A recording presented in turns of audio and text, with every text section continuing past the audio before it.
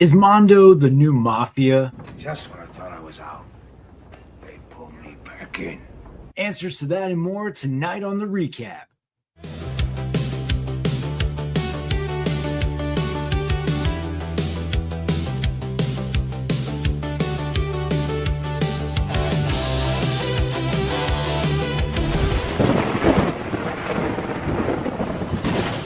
Previously on the recap. You're looking for. It seems like she got to look at something shocking. Yeah, that eye is wide. Yeah. She's been dabbling in some substances and been awake for 3 or 4 days straight. So why do you think she talks to stars? That explains a lot, actually. Yeah.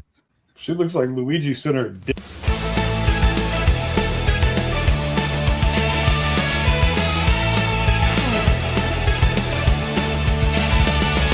Thursday, is it Friday?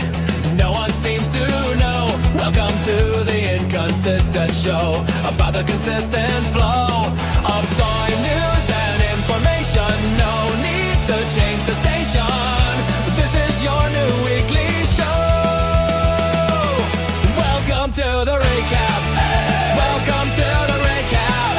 Welcome to the recap.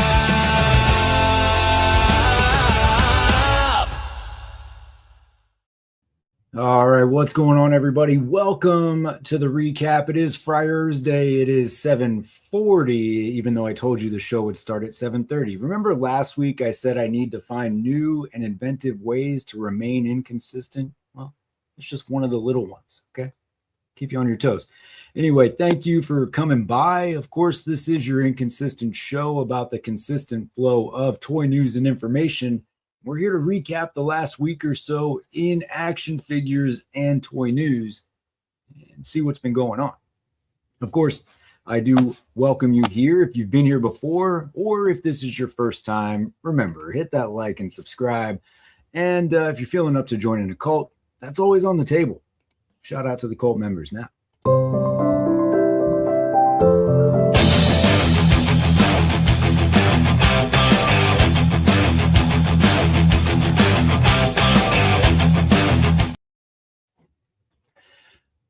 Of course, I don't do this alone, though. I will not delay you much further. We all know how long it takes to get through this part anyway, so let's start doing it.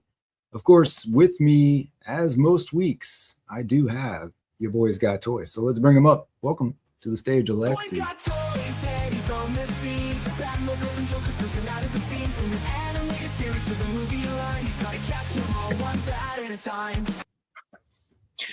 Yo, happy Free Thursday. It feels weird to be here on an actual Thursday, but I can tell you that it's only 4:40 for me, so you're way ahead of time over on the West Coast. That's right. I like it. I'm early. Yeah. I am still reeling, though, from the revelations that you showed on the Topless Toy Talk, so shout out to Corrupted Collectibles. The moon landing was fake. Soft goods are no goods. I did not say the moon landing was fake. I believe the moon landing happened. It's the others that are there that may be a little more skeptical. I will give it a 40% chance that it didn't happen, but I am 60% sure it did.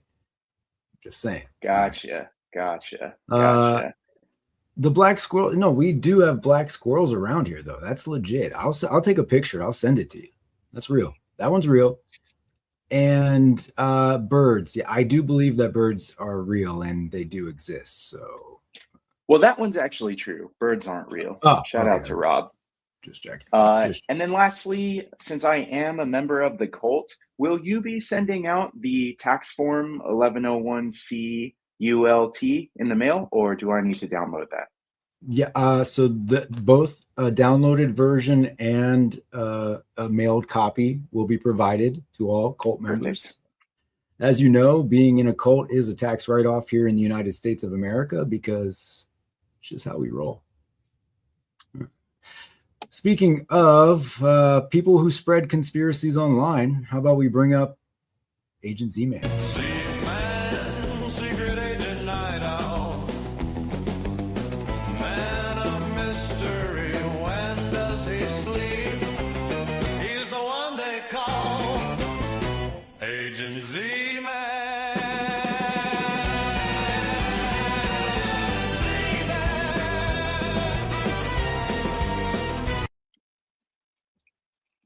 I was curious what was going to follow with the giant gulp there, but welcome. Bitty. Oh God, never have like a biscuit and tea.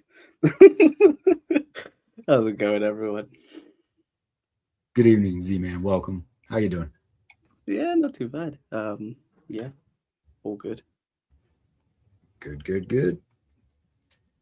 All right, we got two more for you. Let's keep it going. Let's see. Who do we have next? Hot toys, monster force, comic books, and Joseph Course. Compulsive collector, collecting forever. Welcome, John. Hello, how's it going? It's going. Things are going. So we've got that. Yeah. How about you? I'm good. I feel like you could have cut the previously on a little bit before the Luigi comment, but my plan was to cut it, but then right where I like accidentally hit pause, it cut off when you were about to say dick, and I started laughing, and I was like, "That's what, like, just cut it off right on the edge," you know. Yeah. So I had too much of a laugh to myself, so I had to share that. it was funny. Thank you. All right. Lastly, joining us this evening is the one and only Cloud Foxwell. Legends of pictures so mythic. Foxwell on the prowl. Evening, Cloud. Welcome. We have black squirrels too, and I saw an albino squirrel in my garden the other day, so they're not all gray and brown. Exactly. What you guys Alexi. talking about? And you know Not why? even. It's because on the East Coast, things are a little bit more bleak, you know? It's like dark and mysterious. They're not out tanning all day in the warm California sun. Right? I've only seen a gray squirrel, so that's all. I don't even know there were black squirrels. I promise. I will take. Now I'm Red not going to see squirrel. one for weeks, but it's fine. Anyway, they exist. In the chat, we've got Jay's Toy Collection UK, Team Waldorf, and Statler. Let's go. Dude Stuff. Hello, everyone. Home Dude. Yo, happy Thursday. Kevin Beatty. Hey, everyone. Dan's out there. I'm on time for the theme tunes. Look, Dan, I started a few minutes late just to make sure. It's all about getting those theme tunes in. Of course, with us here and in the chat, both Cloud and John, and also Alexi. Look down, trifecta. Yeah, Kevin Beatty. Who doesn't like a good theme tune? Exactly. Gregory Trejo, what's going on? Speaking of those conspiracy theories and corrupted collectibles, Rob and Sarah, both in the chat. It's happening. All right, there's a 50% chance that we're simulation, so that's like 20 and 30%. So there you go. Yeah, Z-Man, how'd the interview go? Yeah, it went really good. Off the bat, I like answered all their questions in the first go, so it was like quick, as in like it was quick that part. But then they were like, "Oh," and I was just like, "I'm answering everything, but I'm still nervous." But you know, it was good. So hopefully, This is the interview for co-host of Dan Who Reviews. Oh no, Yeah. but then he said never to have a biscuit and tea, and no Brit would ever say that sentence. So no. Say I meant like when you dip your biscuit in tea, never like leave it in too quickly and then or too long. As the That's for anything. That's like Oreos and milk. If you leave That's them in there, true. they get fall apart, and That's that's anything though. Yeah, There's a fine that's why I line. meant, not like, oh, don't have biscuits and tea. That's the trick not with the what I said. Oreos is to hold it at the end with a little bit of pressure, and then when it snaps, that's when you pull it out. You hold it any longer, then you're going to lose everything. But put it right at that snap. Don't pull out until the pressure builds up. Everyone knows that. Hell yeah! That's right. Rush, evening, everyone. What's going on? Adrian out there. Hello. I said hello. Labyrinth. Yes. 40th anniversary, by the way. I also saw, look, I have no desire to collect shoes whatsoever, but I saw that Bull Airs is doing a Labyrinth edition. I looked. Still not going to collect shoes, but I looked at them. So they got me to click a link, I guess. So that's something. Oh, Z-Man also here and in the chat. Microwaving tea is distasteful. I can agree with that. Yeah. I mean, just don't do it.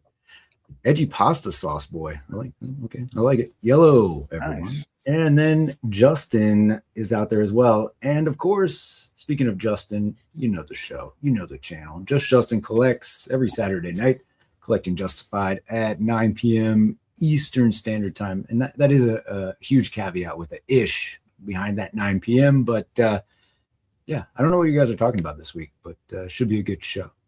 So collecting Justified. That's him right there. Link is in the description. So if you want to go check that out, I'd say do it. But you're here tonight for the recap. So let's start talking the last week or so.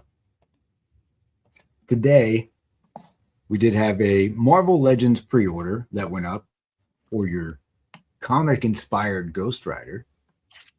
Who, maybe I should say who sat out on this. Because I know talking before, a lot of folks are excited about this one. I know I went in, I pre-ordered as soon as it went up. So definitely looking forward to this. I'm proud to say that I actually did pre-order this. This is the first Marvel Legends that I've put in a pre-order for in a while. I had to have it. I just sold my Mezco Ghost Rider. I had the original Johnny Blaze Ghost Rider from Marvel Legends. Loved it. Happy to get this one because this is the one that I really, really wanted. And I ordered it on BBTS because I support small businesses. And it says that it's coming out in April, which is much sooner than I was expecting for a pre-order. On the photos that we've seen, like full spread in package, we might even get this a little bit earlier. Probably not from BBTS, but it might release. We talk about the price. 55. Yeah, the price was. Are you kidding me? That's not bad. That's insane. I was expecting like 70, maybe a little bit, but that's bonkers that price. It's so good. I'm so happy about that. I got my pre-order in like first thing this morning. I wonder if the price on the aftermarket for the original set influenced their price for this. Like they were really trying to undercut the scalper. It's not even a scalper, I guess, at this point. It's years old, but I sold that old one and I was like, wow, that's a good that was a good sale. But I'm surprised, like, you know, this was really at a good price. So I'm all in. I was like, I need a Ghost Rider in my display. This one's perfect. And I think, you know, there's a lot of ideas of like doing his you know, the 90s look when he had the ponytail and sunglasses, using this body and putting trench coat on it and then using like a custom head. Because I've seen someone do I'd that absolutely but I'd absolutely buy that Johnny Blaze. That was like when my brother and I were reading, that was his favorite character. So we were introduced to Ghost Rider as Danny Ketch. So I had to like go back. So we found out, oh, Johnny Blaze is the original Ghost Rider. He's got the Hellfire shotgun, which is just such a cool thing. A shotgun that blasts fire at people. Like, he's such a cool character. I'd love to see them do that. Like, I know I'm a big advocate for a Vengeance figure, but I would absolutely in a heartbeat take like a trench coat 90s ponytail bad boy Johnny Blaze figure as well. That would be great. There's there's a lot more that they could do, and I'm with you. Like, it's way past time that we get a new Vengeance. That would be so good.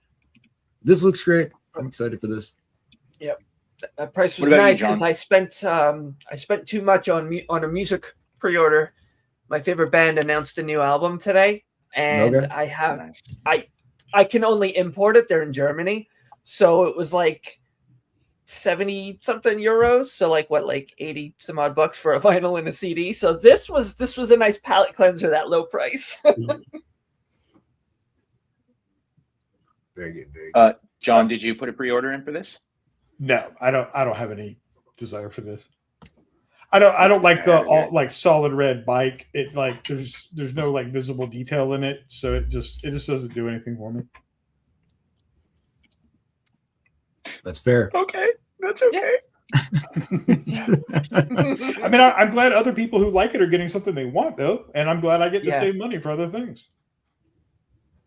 It's a win-win. All right. Let me see here. For some reason, I did just that screen. That was a weird way to do that. Okay. The other thing that went up for order this week that hit my pocket was this Superman animated series 1/6 scale. Now, as you saw at the very beginning of the video, you know, I posited the question, is Mondo the new Mafia, right? Because I swear, every time I mostly say bad things about this company, but yet I find myself giving them a lot of my money. So they're shaking me, you know, they're extorting me left and right. I don't know what that's about, but look, this looks good. It's 1/6 scale too, so not even a scale that I am particularly fond of. But here I am, shelling out dough. Doing that, Lois. Yeah, we were talking about. I was watching another stream. They were talking about this, and it ends up being like 430 something Canadian for those guys to get it. They don't say who sculpted this on the website, do they? I thought they did. Let me see. Yeah, it was Alex Brewer, no? Yeah. So here's your artist team right here.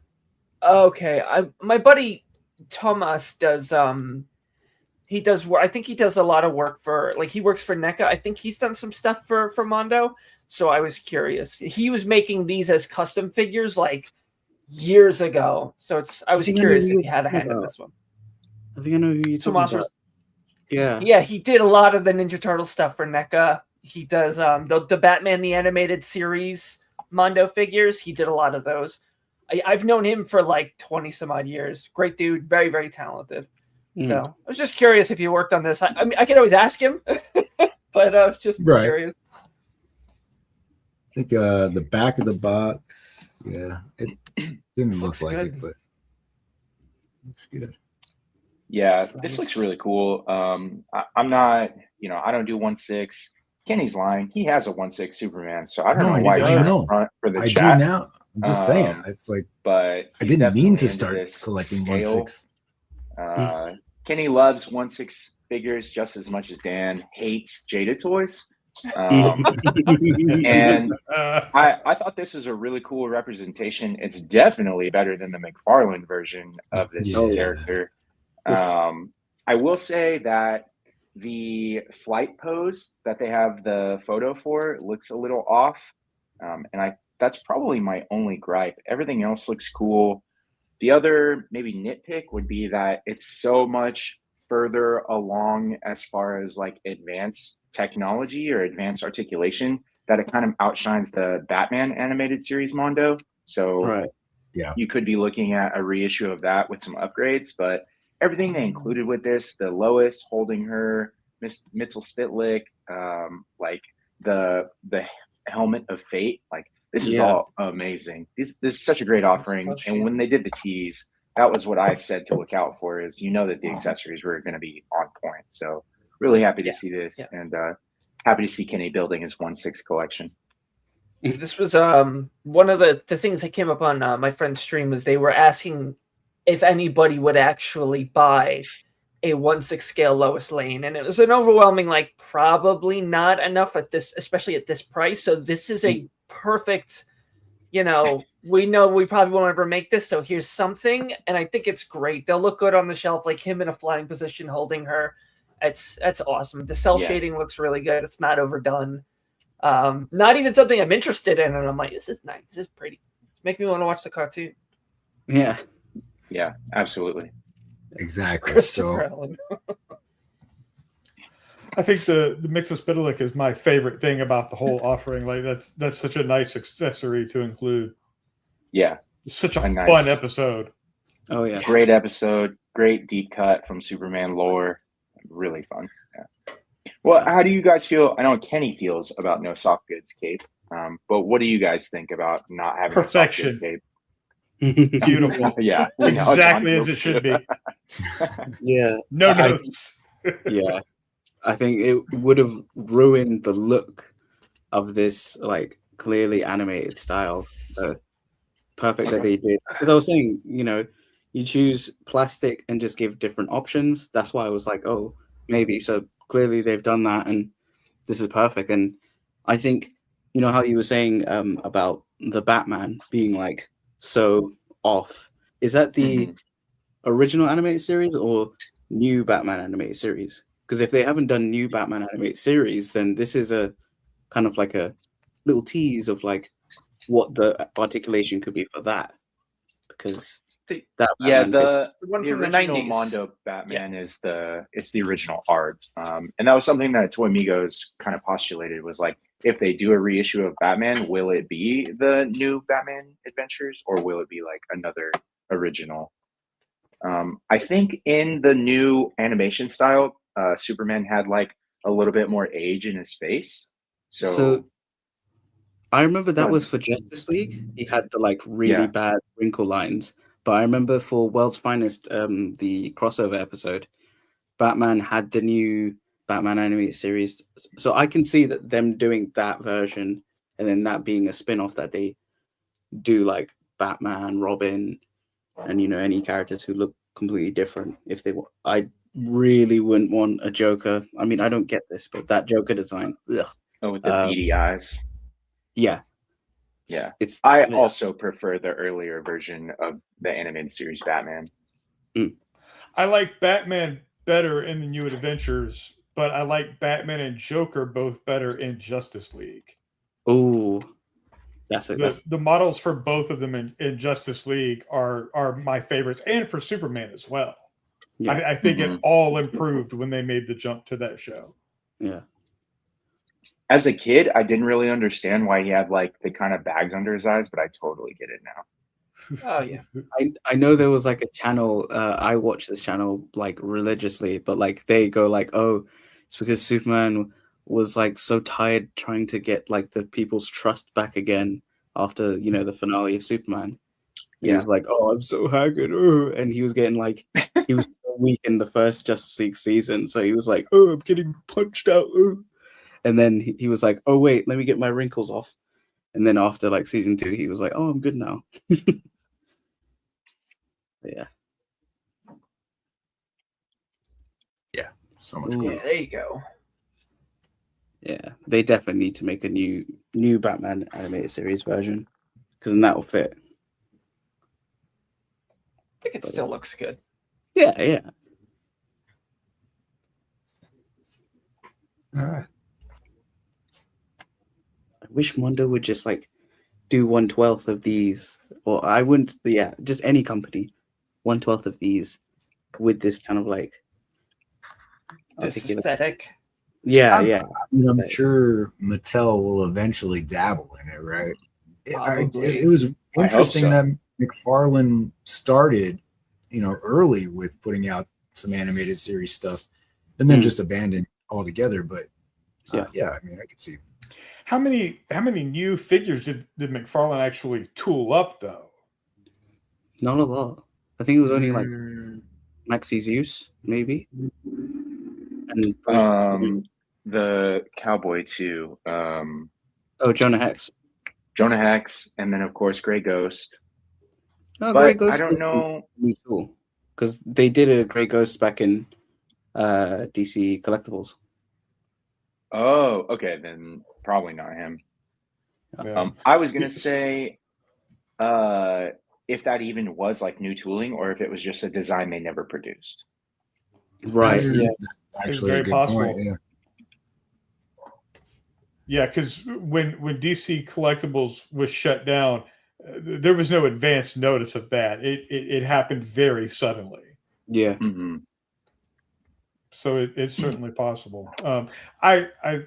Mattel has a history of going real deep into the DCAU, so that's true. They could now they were basically like Happy Meal toys, but they looked very Timverse superheroes, and they were fun, and they weren't expensive, you know. And I've always felt like the Bruce Timm designs, limited articulation breaks up the aesthetic a lot less because they're so stylized. Like this looks good, but I wouldn't want them. I like if someone did this in a 1/12 scale, I wouldn't want like a hinged torso for the ab crunch. Like that would completely ruin the look of it. Right? Yeah. I know Justin hates the hinge ab crunch on the Batman animated series figures that they've done that were just reuses of DC Direct.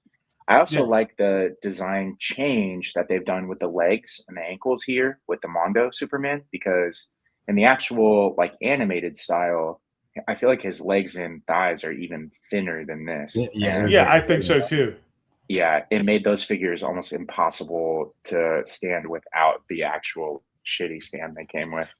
And I think it's perfectly fine to take liberties like that so that you have a more stable action figure. I think that's absolutely fine. Yeah. It's like the Batman Beyond that they've done, that's got really thin legs and feet, and I'm like, oh, I just want to pose it nicely, but it's just static or on the stand. So it's just What's in his open palm hand there? Is that just so he can hold Mrs. Spitling? Yeah. So there's a let me see the hat. Yeah, got it. So you can do this right here. Okay. It's crazy how much he looks like Gilbert Gottfried, or I just associate that face with Gilbert Gottfried's voice. So good. I mean, that's a pretty spot on expression, for Gilbert Gottfried. Yeah. All right. Great job, Mondo. Another one. You mafia bastards. You got me again. Sons of bitches. Yeah. All right. So let's move it over to Mezco. Keep it superhero related. That's not a sigh of relief. Nightcrawler, $15. Released between July and September. Okay, here we go. He looks cool. Yeah. A lot of the concern I'm seeing is the heavy overlay on him, like kind of getting in the way of articulation or like crunching up and looking odd. I have one Mezco X-Men figure. It's the yellow costume Wolverine. Nice. And if they ever do another brown costume one, I'm probably screwed because I think I might have to buy that. I missed that last one. I think Kurt looks great. I like the light up effect. It's just that rubbery overlay I can see just kind of being a point of contention for people. Like right there, even on his back, there's like this weird kind of cut to it. I don't know. You're being so diplomatic about how bad it looks, Cloud. I'm trying to be nice. Well, I have some positive things to say about it. So let's hear John rip his ass before we move into it. I mean, I don't need to like harp on it or anything. You know how I feel. I don't like Mezco figures. I think they do great accessories. And all the Rebel Society stuff, like their original character designs, are amazing. It's just the soft goods that I never like. If they did like fully sculpted figures with the Rumble Society stuff, I'd have a full collection of those. But I can't with this. Yeah, I think Kenny has a sound effect for it. Oh yes, let's see. Is the shotgun? Does he have grippy feet? Yeah, I like it. I don't know if his feet are bendy toe or if he just has posed feet for that stuff. I think he's got alternate feet. Because we'll find out they in a were moment. bendy, that would be so interesting. Weird, I guess. Just bendy feet. But if you go to the photo that has the accessory spread, the feet are like okay, so I guess they are bendy feet because neither of those are bent to grasp anything. Right? Wait, the fourth set, that looks like it's for grasping like the sword or the, Oh, I see. Okay, I see 4 it, feet. Yeah, that's 4 feet. Okay. Okay. Yeah. the last 4 Just images. put a The first fucking 6 are toe hands. hinge in there, dude. Why are you guys doing pre-posed hinged toes? I'd That's like rather that. McFarlane level. That's McFarlane level with the TMNT figure. Yeah, the swappable feet. Yeah. Oh yeah. Oh god, I thought, oh, it was a different texture for the black part of the suit, but no, it's that same, Rubbery kind of. Yep. rubbery thing that will shed to shit. Like Shit. Yeah. Okay. So that's what I'm about to Yeah. emphasize. So if you can give me full screen real quick. Yeah. Gotcha. Hold on. Let's see if this works. No, that's me. Okay. Yep, that'd be you. Hey, everybody. Oh, I think I have an example for So I have here, I'm a Mezco fan. I have Mezco stuff, but any figure that has pleather will do this GD. I don't know if you can see it. Yeah. So you can see it here on Darkseid's skirt, which Yeah. he pulls off. This happened just from being up like that. And it tears it. It's so annoying. I'm glad my nails are clean and I cut them.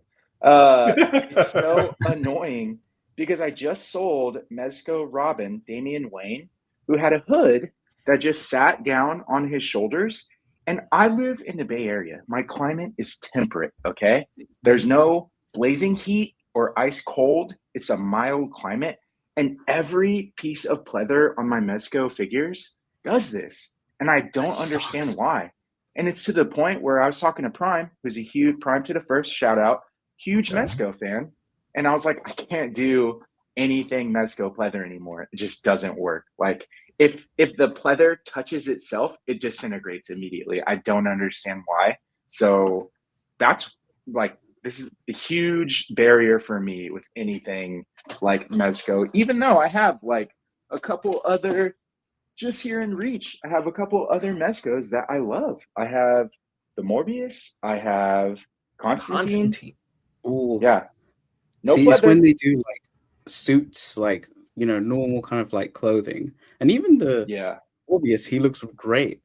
But it's when they use this type of material. Let me see if I can get it. Too expensive for that to happen. That's not okay. Well, It looks like Benson Boone as a vampire. It's because you're using a low quality material. I mean, it doesn't have to do that. No, especially not that easily. Yeah. See, they use a different spandex for that, and it works. But when they use that other material, I mean, I've got the Diabolic, and he is one of my. Oh yeah, that's best example of disintegration. Shows the man off. Shit. Oh, Diabolic. Oh no, did we lose Kenny? Is absolutely shattered to bits, and I'm just like, oh, that's unfortunate, mate. That's the only thing I know him from is Mystery Science Theater 3000. They ripped that movie, and it's brilliant. I love it, but that sucks. That's way too expensive for that figure to fall apart like that. Look, it's just peeling off, and I'm just like, it's the case of like, do I need to get like a new bodysuit? Because I like this figure, and like, it was my first Mezco, and it's it would have been my last. It's so weird. Condition of that. Mezco I have is the Krieg 13, who doesn't have this like rubbish material. He's fine because he's not using that. But this. I'm not going to grab it out of the case or anything, but my Hot Toys Finn, his jacket has like a rough place or two on it as well. But more recent Hot Toys figures that I have no issue with. It's about like the quality of material you use. I don't wear leather, so all my boots are pleather, and I have like a pair of good like, in leather, John. I have a pair of like pleather like fake suede Tims. And the first day I wore them, like the material just cracked apart. And then I have others that, I've had for a year and a half, 2 years, and they look brand new. It's all about the quality of the materials that you use. Cloud, Like, that that's Wolverine, like- does it have pleather on it? Like, are the trunks Ooh. pleather or? No, it looks like it's like a light. This I feel like is like more of a plasticky kind of material. You're not gonna be able to see it on camera. Okay. But that's what I Yeah. was checking. So he looks Yeah. clean. I mean, he goes up on my shelf, and he sits there. I was checking my other ones because I've got the red pyramid thing from Silent Hill, but he's just got the apron. Okay. But now I kind of want to check the crow when I get out Ooh. of here. We have him, Oh, but again, he's just yeah. been kind of standing in Yeah. the bedroom. But I can see him kind of going that direction. Yeah. The I Banff like that. effect is the highlight of this figure. Oh yeah. Oh yeah. I like some of the face sculpts. Some of them look really cool. Some of them look a little weird. Oh, it's a swappable tail, not Mhm. bendy. Yeah. That's kind of a bummer that they did that. Yeah, But I'd at rather least bendy on that. all the weapons, because Marvel Legends only gives us one, if not yeah. 0. Yeah. 97 one had 0, and I'm like, how are Yeah. you going to recreate the scene where he's got all the, it's all 3 right. blades for 9. Exactly. Yeah, I was gonna say I do like that they gave you different swords. Yeah. I don't know though. Like Mezco usually knocks it out of the park with accessories. I mean, we were just looking at Mondo, and they killed it with accessories. And this is their base price is like $115 plus whatever shipping Mezco is raping you with. So I feel like this isn't a good spread for accessories for what they're charging. Yeah. I don't give a shit about the graphic on the stand, Mezco. Stop. I don't think like those that. are weird. Is that removable? No, of course not. No. Oh, It's like how initially the Mess Toys Superior Neighbor, he originally had when they were showing the proto, before they did production, they had a full image of him, and everyone was like, no, that sucks. And then they changed it to just the logo. I was like, that's much better. Don't do full images. Yeah. You don't use it for that unless you just go. Mhm. the Hot Toys Ray has a thing like a graphic like that for the stand, but you can put it on and then you put the stand through it and it holds it in place, or you can just not have it on there. You have a choice. If this were like that, it would be no big deal. But Yeah. why would anybody want that permanently on the stand? That's weird. Agreed. They did that with Like, Gambit too, right? yeah, Gambit had a similar style. Womp womp. Yeah, why not just go with the X-Men circle logo, right? If you want to do something stylized, at least Or just that. a clear stand. I mean, a clear stand Yeah. would be ideal because then you can use it for whatever you want if you don't want to use it with the figure. But Yeah. I don't know. Yeah, the X Womp logo womp would for be real. cool because then when you line them all up, they all have that uniform Exactly. base. Yeah. That would Yes. be kinda cool, yeah. For him, he had for Nightcrawler, it would be a purple X or something like that, or something so you can differentiate and be like, oh yeah, they're all Nah, X. man, just yellow on black, done. Oh, no. Simple, nice, clean. And look at that. You'd save money, Mezco. Okay. Oh yeah. Yeah. Not much, Fucking but fan. a little. Is there a photo using the Banff effect? Yes. Yeah, kind of. It We does light up.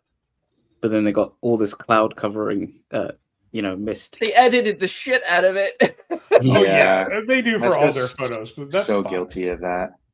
I wonder if they're using the Green Goblin body, which is notorious for not having good torso articulation, because it looks like he's not really bending over much. Like crouching, yeah. Yeah. I mean, if wearing what he's wearing, I don't know if you want him bending over much. That's Yeah, true. right. Just That's true. shred that. Yeah. Terrible. Oh well. What's Try your again, what's your guys' Nightcrawlers in your collection so far? I still have the earlier one that has pinned knees and elbows and stuff.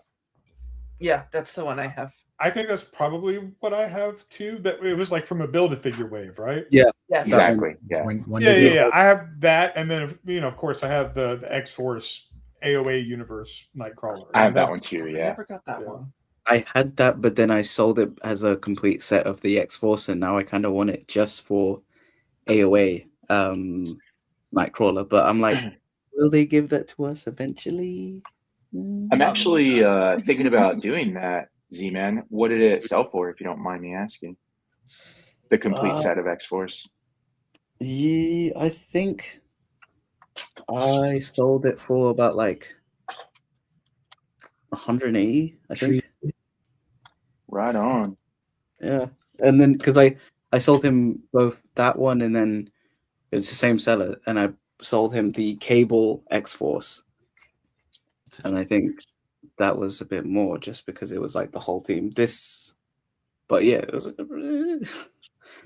because I literally I'd got that Nightcrawler, got the Warpath, and then I was like, I don't really know this team properly. I think it was that, collector mindset of like, oh, you've got majority of them, you might as well complete them all. And I was like, well, I don't know. Friend.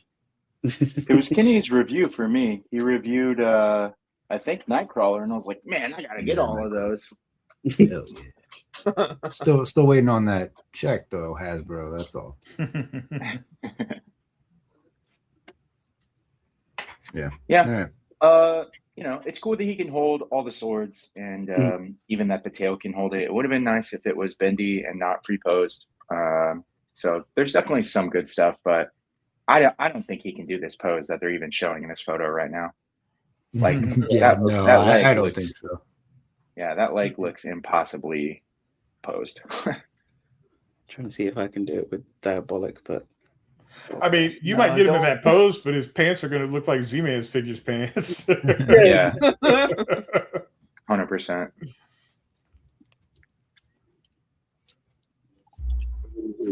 All right. What do we got? Got a Red Death Queen Studios.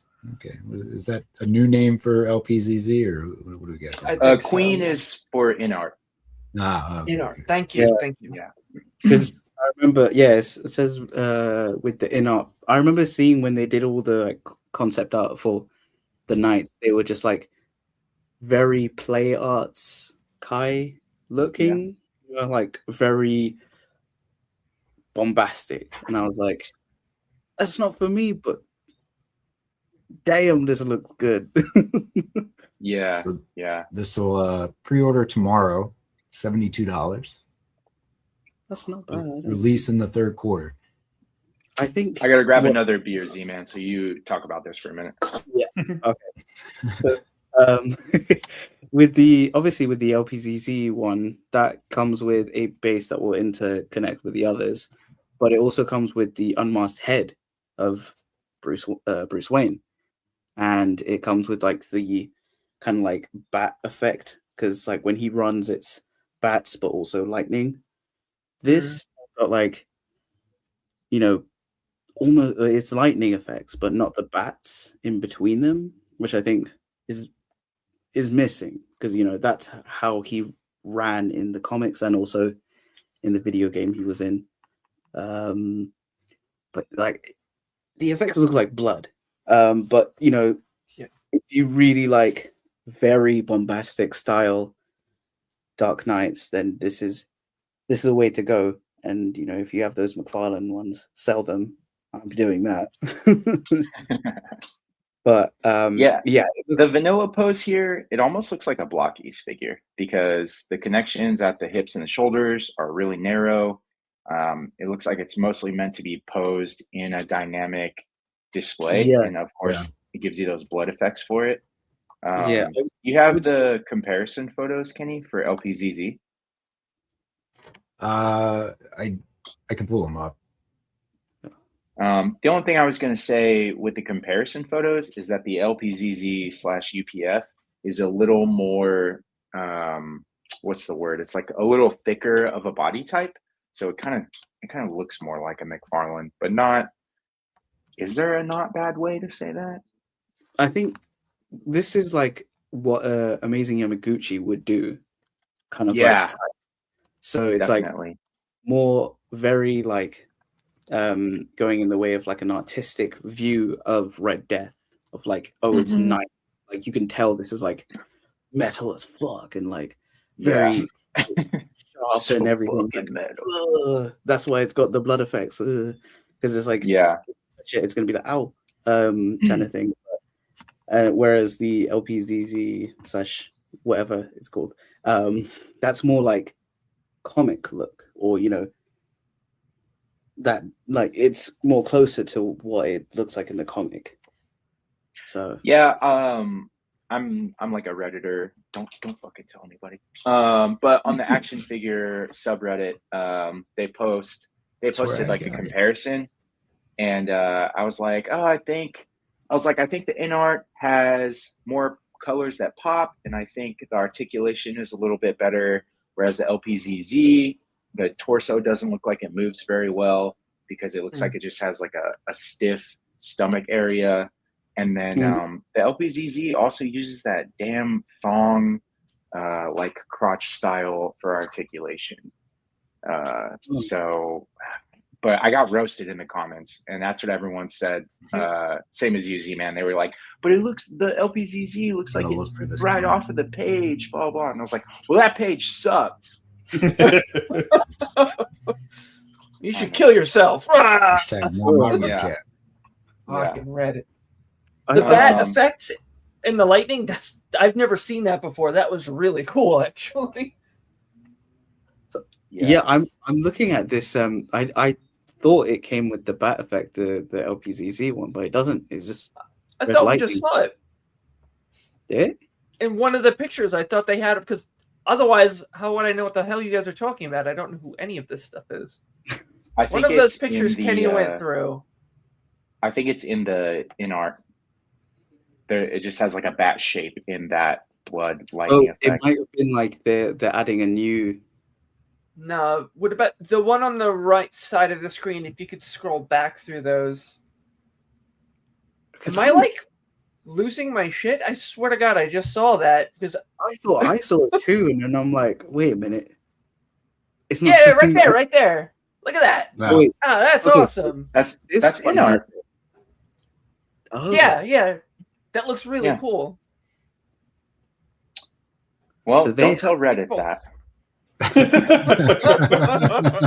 Yeah, Reddit would love someone like me to come and hang out.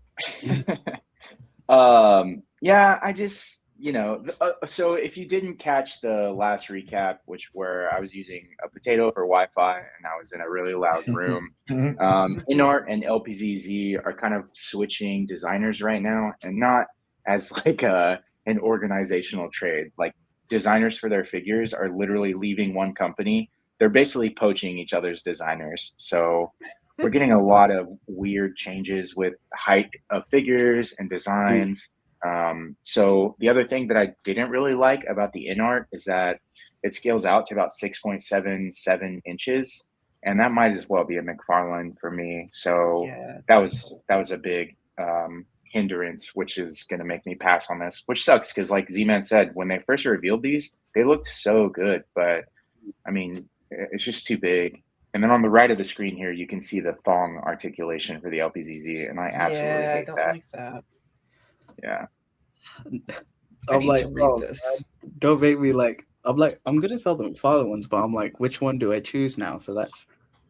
I mean, like. All 12 of the Red Death fans are eating good. Yeah, exactly. I mean, they are gonna do a variant of this. I know it for sure, and it's the gold version, which I have the Mcfarlane.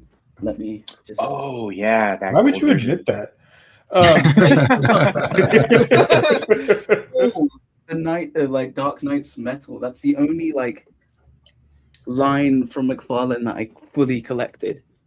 But this is what I was talking about. This is like when Barry takes over. That's like Dark Knight's heavy metal, right?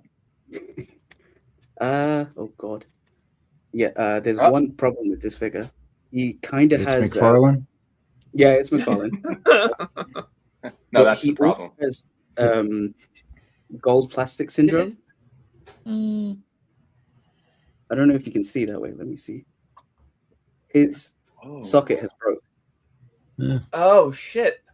Yeah, so Transformers community, I know This is shout out to Lorenz, and he probably hasn't experienced this because he's a new collector, but in the day, or like 2000s, there was a whole, even G1, there was a whole gold plastic syndrome where any figure that had gold in it would crumble to shit.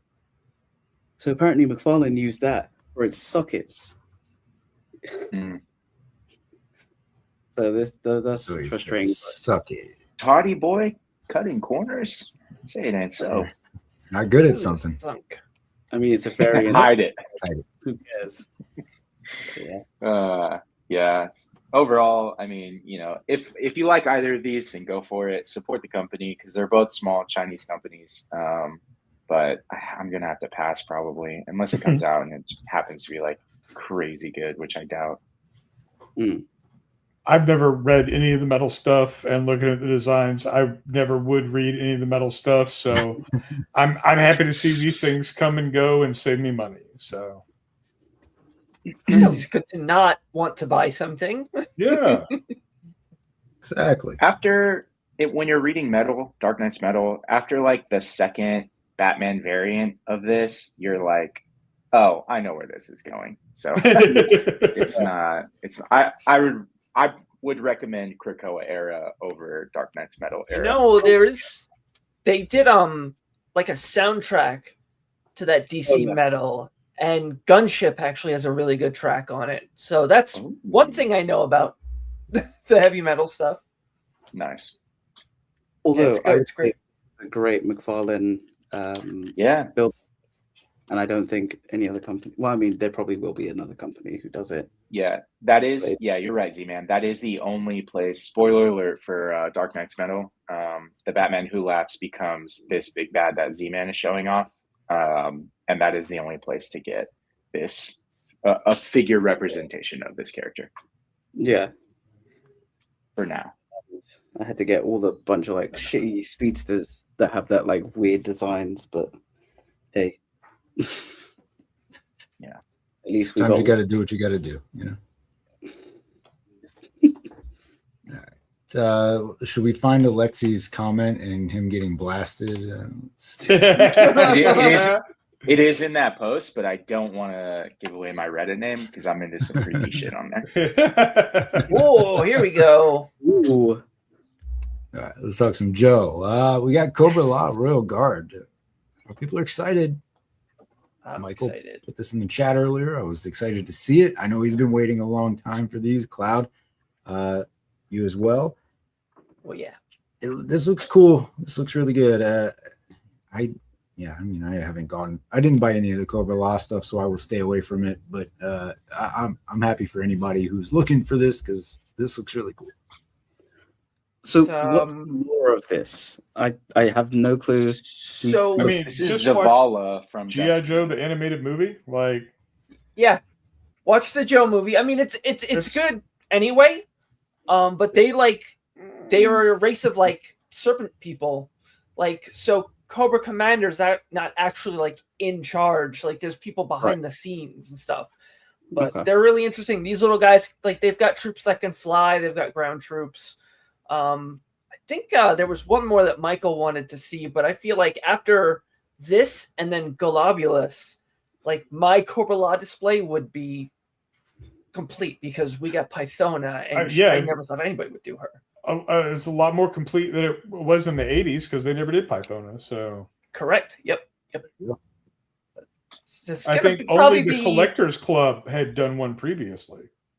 Yeah. She was the only way. That was the only way to get one, and that wasn't. I mean, incredibly long. It was probably a minute, but it was. So it's nice to see her get like some proper attention because she was a glaring omission. Kind of curious on the price of this guy because he looks very deluxe. He does. So, he does. I bet he's 45-ish, 47. That's what I was thinking. Yeah, but on the shelf. I kind of want it just because it looks like a cool design. That it's so cool. Into classified. I mean, I don't have much. I only had those movie figures, and so I know I want this looks cool, so I'll probably pick it up. And then I'll watch the film and then be like, oh my god, I need to get Pythona, and then I need to get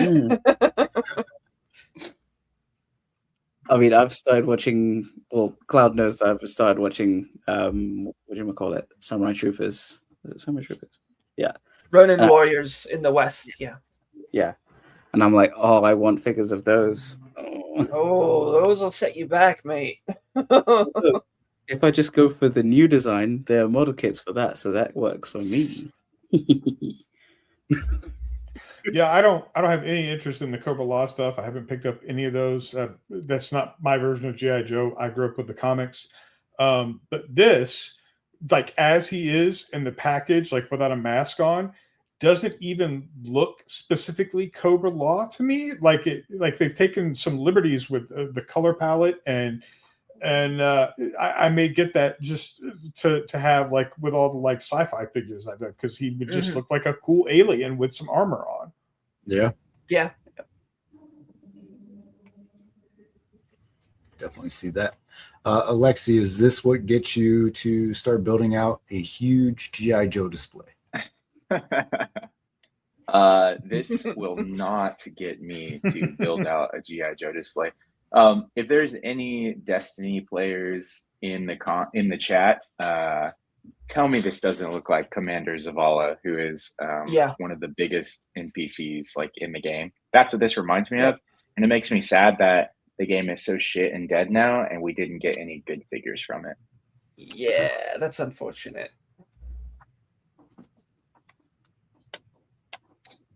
Right. Home Dude in the chat says, me personally, I have pretty much cut off Joe's and being extremely selective. So Home Dude and I will not be getting this Cobra Law figure. There you go. How about... Oh, go ahead, John. No, go ahead. Keep going. I was just going to say, well, if you're not going to get the Cobra Law, how about another Zartan? See, I have the exclusive Zartan just because of the name, but I don't. Oh, that's a good one too. I don't know if I want this. I didn't like this when I was a kid, and they did the Ninja Force, and everything was neon. I think there may have been one. Like they went crazy with the color palette at one point in the 90s. Like they did like the Eco Warriors or something. And they were all very vibrant, and the Ninja Force was very vibrant. It didn't really make sense to me, and like suddenly everybody's a ninja. You want to know something funny? That was when G.I. Joe was selling the most. Really? Neon years. Yeah. As popular as it was, like in 82 to 86, and like what you think of as being like core G.I. Joe, this was like its most successful years. Oh, all right then. Somebody is like nuts for this. Like Pixel Dan or something maybe. Somebody's like Probably. Going. Well, according to him, the box is not pink enough. Oh, I mean, it could probably stand to be a bit pinker. Yeah, Zartan is my favorite G.I. Joe character. This design I was never a big fan of for him. But I like this figure enough to get it and use it for like a head swap or something. Like I will find a use for this. I just like the design, just not for that character. Right. See, it's going a lot more of these. giving me like what's his face, Nitro from Small Soldiers, because I recently watched that and I was like, yo, imagine someone did G.I. Joe Classified, like they use those bodies to make all of the characters, like the soldiers. And I was like, oh, I want to do that. So I'm like, oh, this kind of got like it's kind of got that vibe of the one with the mohawk and like the. Oh, okay. Yeah, I know who you're talking about.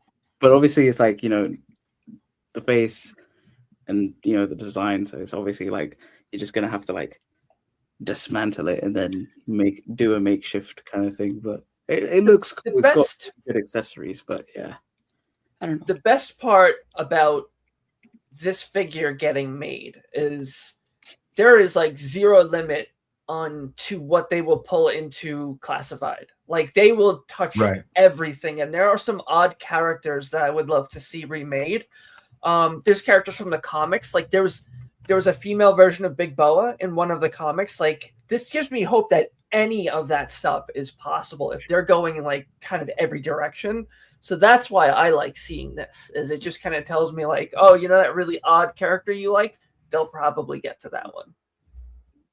I think, you know, if they're going like really like odd, I'm just like, please, can you do like an UK exclusive of Action Man, you know, like the 90s version with the I'd be like, oh, that'd be sick, because that one's the one I grew up with, and I'm like, oh, I want a figure of that, but 112, not the big doll that everyone got back in the day. I'm sure we'll see. There's a good chance you'll see some kind of like nod to that. Like they have to put that in the line at some point, right? Who's the cowboy? Oh, what are people thinking? It's going to be it's going to be a new Wild character. Bill? No, it's not Wild Bill. Phantom Rider. It's not Wong from the October Guard. It's a new character. Just trust me on that. It's Arthur Morgan. When you say new character, like an original Hasbro, yes. or yes. Oh, okay, aren't they all interesting? I know, yes, right? Meaning like not something. There's going to be a Wild Bill. We already know on the retro card line, and this is mainline, so it's not Wild Bill, and this is not a cavalry hat. That's a cowboy hat. So right, interesting. All right. Also, for you all, how much is it like a normal, like the retro card GI Joe for you all? Same as mainline releases. Yeah, my last one was like 25, maybe. Okay, because Bird and Planet for us charge 40, and I'm like, yikes, that's ridiculous. What? Yeah, and ridiculous. They don't of GI Joe. They used to, but I think they've just upped the price just so they can get suckers to buy it, and I'm like. That's terrible. Even like the retro card, like, you know, the Stalker and, you know, the simple ones, I'm just like, that's crazy. Airtight, the guy with the yellow and green. For whatever reason, I always liked that figure. That was one of the ones I played with a lot when I was little. I just thought he had a cool look. I've been going through the old cartoon, like the Sunbow Marvel era, and they do him dirty with his hairline. Like they're in a temple, and he's got the deepest widow's peak I've ever seen. I'm like, that is so mean. If I can get the image, like, no, so much worse, dude. So much worse. Yeah, it just looks like he's got a pointy mohawk. Oh, jeez. Maybe that's why they were like, no, we're not going to do that to him. I kind of like to see that, like an ultimate head. You're not wrong. Let me see. I got a picture here. He just, this poor man. This figure's giving me like AIM soldier vibes. If you just took off the vest, took off, you know, and just put the AIM head. Something about that combo, that the way the green with the black on it. Yeah, it goes back. Man. There's this one scene where he's like looking up at somebody, and they just like the sides of it just weren't drawn on, so it's like this point that just goes straight back. If I see it again, I'll try to get a picture of it. Looks like a C-Lab 2021 character. Yes. What did you say his name was, Cloud? Airtight? Airtight. I think Jada Toys did a better job. I like the yellow. It'll stand out in a classified display. That's my primary reason for getting it. I don't have a huge connection to the character. I was wondering how they would do it, and my thought was if they like tried to dull the yellow, I would probably pass on it. But as it is, I like it, and I think I will pick this one up. Nice. Yeah, they killed it. It looks really good. Like this. Yeah. Looking at this image, it's like, yeah, that's the toy I had when I was little. I dig it. I might get it. Right. I'm here for it. I like the same reason as with John. Like, I like the color pop. That's something that will stick out on my Joe displays. Yeah. So that's probably one like I would buy up front instead of waiting on. Yeah. This is cool too. Yeah, I love the mask, but I don't need any more like underwater things. Like the mask is really cool. It's a great update to that 80s design. Yeah. But I'm not paying $30 for that little mask. You know.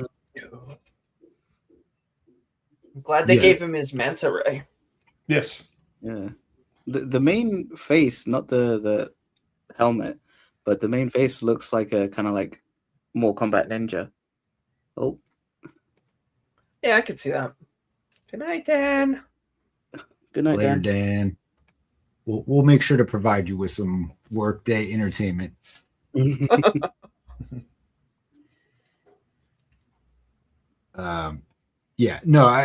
So this does look good.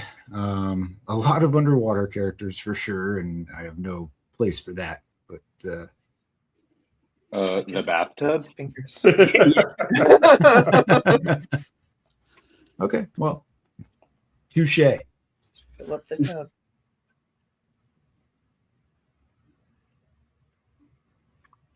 I don't know who this is. I have no idea who Overkill is. C-3PO when he joined Cobra. This is 3PO and the juice.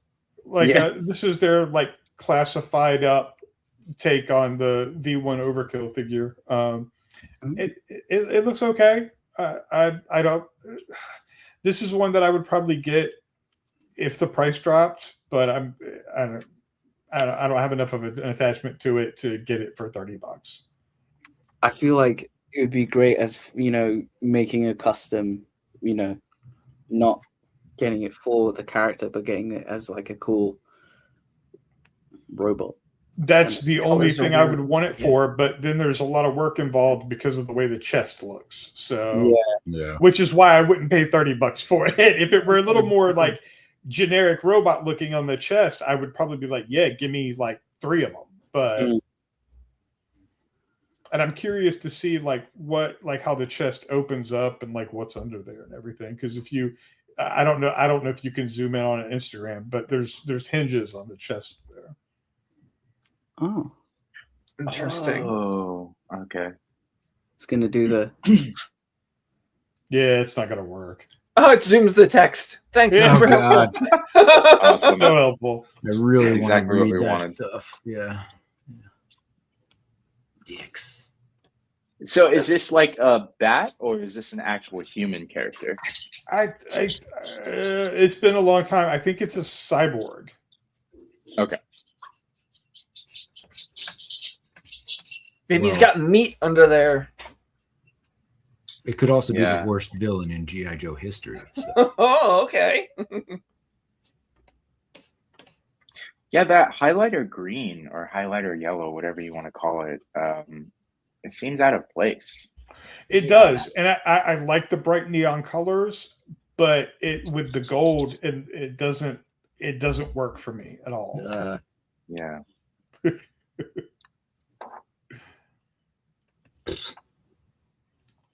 Okay. All right, there's the new Talked guy. about that. Yeah, and I think like it specifically, if you look at his weapons, that kind of gives it away that it's not Wild Bill. Like Wild Bill's not going to come with I'm not talking about the pistols. Wild Bill's not going to come with the other weapons. Right. The Didn't dagger Wild Bill the come with tomahawk. HasLab already or something? Didn't you guys already get a version of Wild Bill? Dragonfly. Yeah, and there is the single retro card release that's coming, I believe, this year. So yeah, this is going to be something else. Interesting. All right. More, Red Dog and Slaughter's Toys. Boys. Yeah. Yeah, I got Mercer because I like the concept of the X Viper. But again, these guys are just so animation specific that I'll just pass on this. Yeah.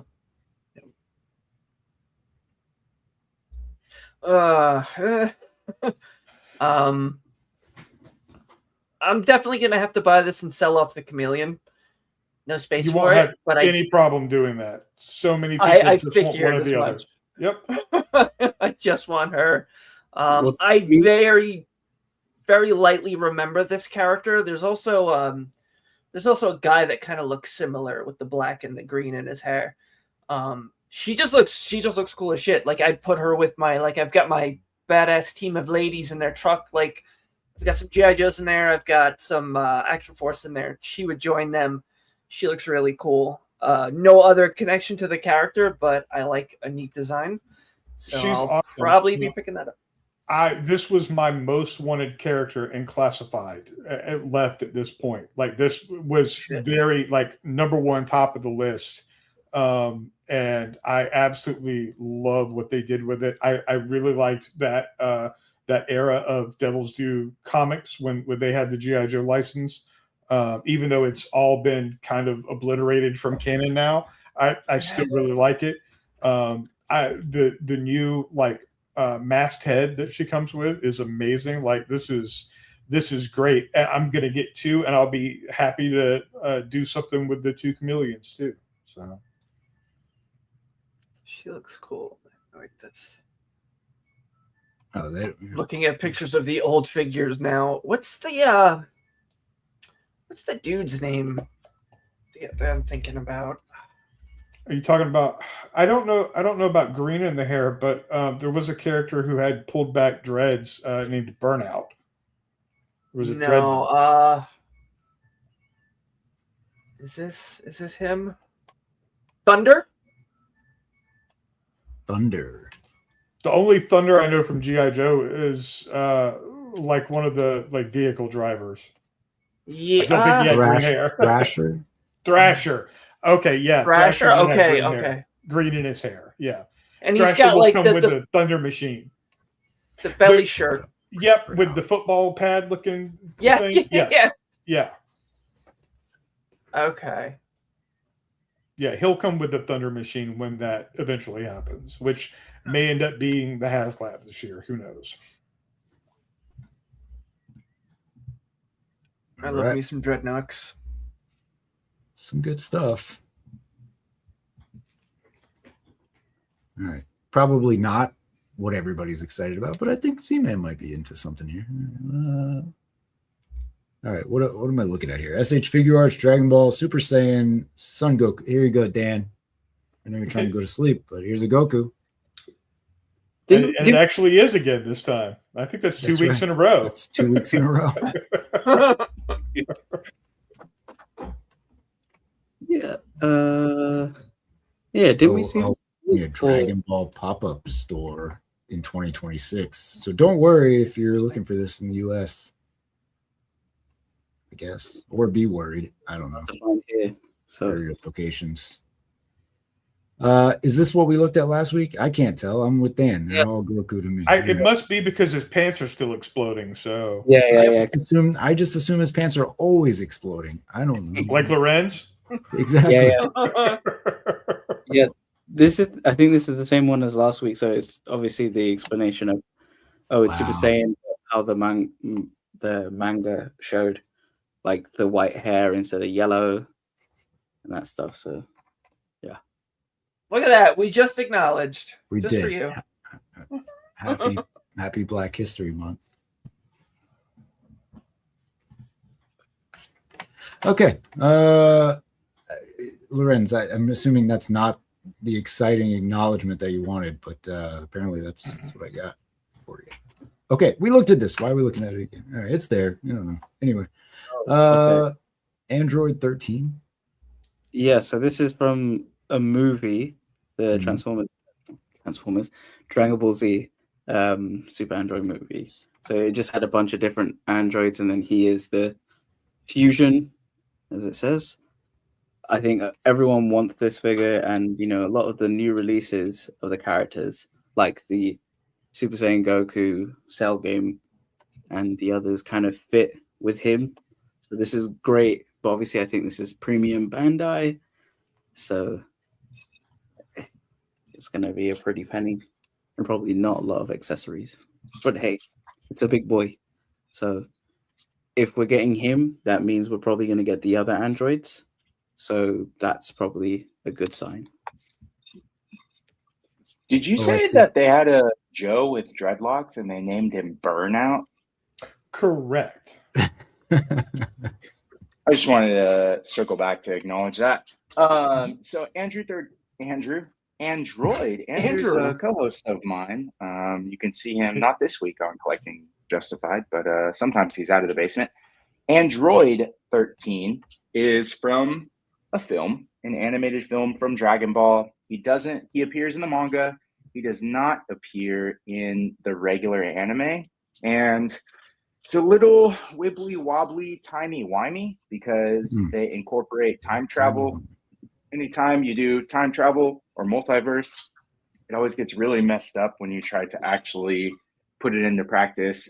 So in one universe, Android 17 and 18 are like the main characters or the main villains for a whole arc of Dragon Ball Z.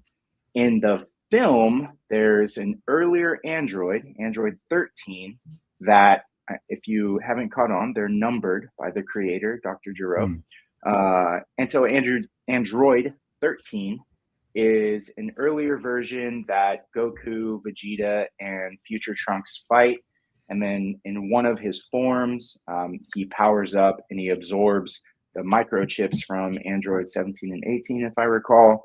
And then he becomes this form that we see here. So only appears in a movie, but a lot of people, a lot of like Dragon Ball completionists have been asking SH Figuarts for this character. So it's not a huge surprise that they've finally done it, because they're starting to go back and really get deep into Dragon Ball. It's basically their bread and butter over at SH Figuarts.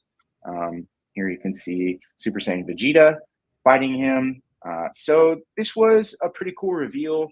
It's going to be a huge figure. I mean, you can see in this image the scale between him and Vegeta. Vegeta is basically like a regular size SH Figuarts. So if you have SHF Cooler, which is the older brother of Frieza, then you have an idea of like how large this figure is going to be. Z-Man's correct. It's probably not going to include a lot of power effects. And there's one special attack that he has in the movie that is not included in here.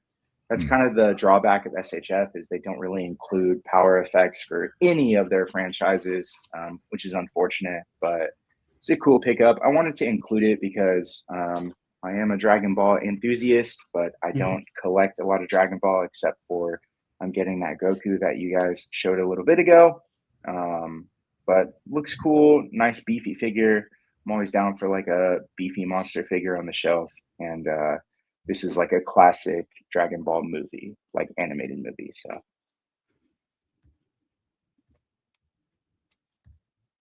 okay, there you go. Everybody sold on that? Sure. I would be if this wasn't Premium Bandai. yeah. But at least, wait, is the price what, 90? 90 in the US, November 26th. Yeah. 2 a.m. 2 a.m. It's very specific. On time. He might be cheaper than Shallot and the other twin. So at least that's good if you're thinking about price scaling. Shallot and Giblet. Yep. Yeah. Which are from a video game, not from an animated film. Yeah. Or dinner yesterday. Right. Yeah. They're from Thanksgiving dinner. Ooh. Oh, good. These I've heard of. There you go. A little TVC for you. Pre-orders February 13th, next Friday. Nice. So, obviously, Marek was in Ahsoka, right? Yes. Yeah. Okay, tell us how you really feel. That's the sound effect that YouTube content creators always attach to like the smoke coming out of his body when Ahsoka defeats him. Oh. That green smoke. I don't watch enough YouTube to have been familiar with that, I guess. I haven't even seen Ahsoka fully. I know he's in that, and I remember everyone was theorizing he was Star Killer and everything, and I jumped into that bandwagon. The theories were crazy before it got revealed that he was literally just an armor full of smoke. Yep. Spoiler So alert again. Sorry. He's just like cyber smoke or more combat smoke. Yeah. See, I've watched Ahsoka and I have no memory of this guy. So he was just a reanimated Inquisitor, reanimated with Exactly. the Night Sister of Dathomir's magic. Right. And like the smoke that comes out, like he wasn't made of smoke while he was fighting. That's just like that was the magic leaving, and he just like he was dead, so he just rotted away, into the smoke. Right. And if you guys have seen the trailer for the new animated Maul series, apparently we're going to get an origin for Merrick. Mm-hmm. Which is interesting. I mean, he looks cool, and I think, I'll probably pick up because obviously this is TVC, so if they do the normal, as in the Black Series, then I'll probably pick that one up. But from Merrick, brother, 11th brother. I think they did Merrick in Black Series a while ago. Yeah, but I feel like they're in the Ahsoka series, actually. Yeah, they'll do a re-release and I don't know, change. Oh, you think they'll do like an animated version or maybe a recolor?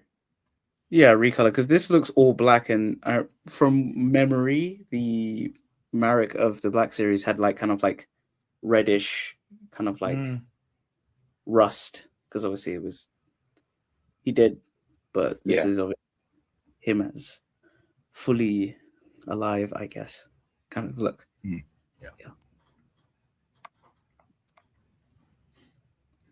Then you got the 11th brother figure there. Oh damn! They're just doing all the characters that took L's from Ahsoka.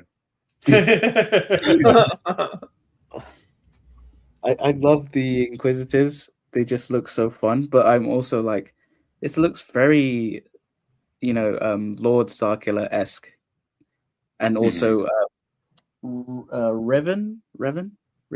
Darth Revan. Yeah, Darth Revan From like KOTOR. That. Yeah, exactly. And I have him. And I was just like, wait, is this the same guy? But clearly not. But he's just got like a mishmash, like that, the face, then the gloves, kind of like Starkiller when he's, the messed up version of him.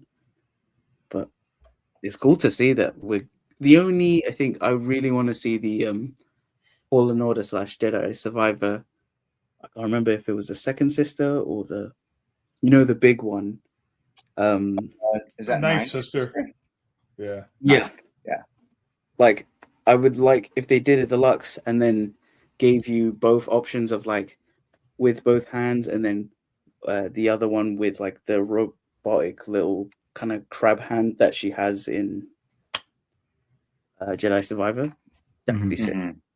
Because like that's a big figure. So I don't think they would do it like twice just to give us a specific look from one game and then just give us a regular version. I think they'll do it as a deluxe, hopefully. Because then did they do Ninth Sister in Black Series?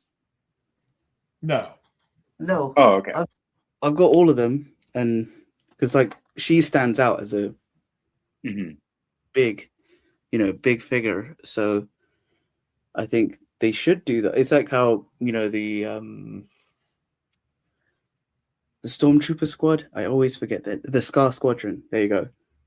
One of the members is a bulking like character. So I'm like, when are we gonna get that? Obviously, we're gonna get the other two, the 2-pack.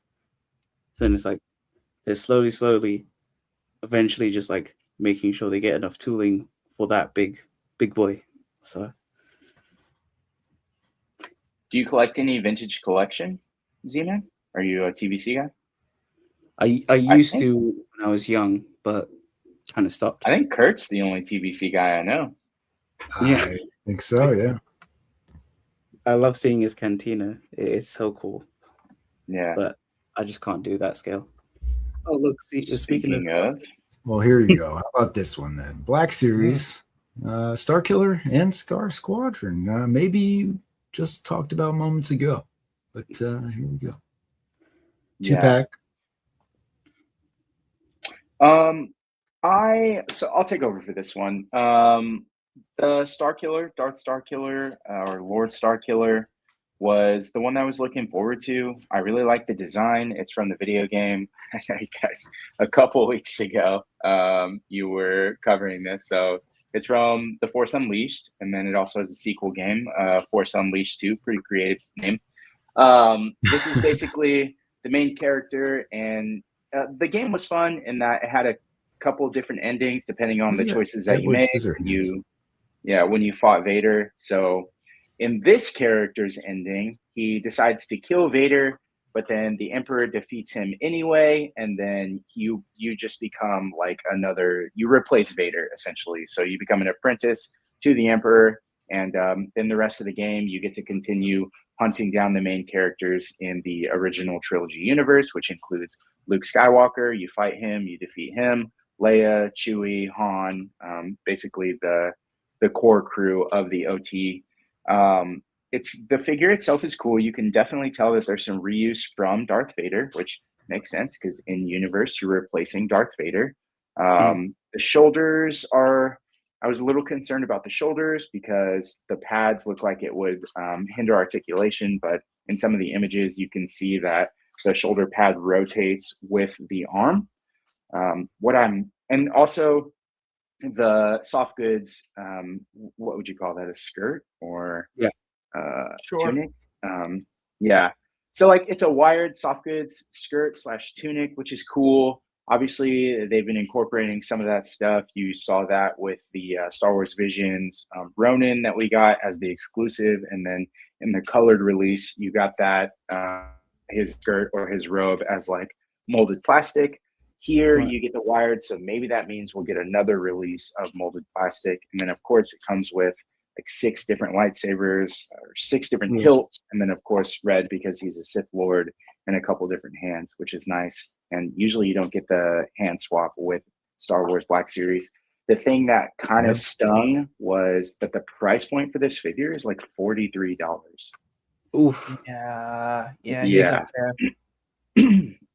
So if you're a hardcore fan of Force Unleashed, then this is a definite pickup. They've done Starkiller before. I think they've done Z-Man. If you're familiar, they did a single release and they did a 2-pack with like a Yep. Yeah, so they did that exclusive 3-pack with 2 stormtroopers, but it gave you both red lightsaber and blue lightsaber.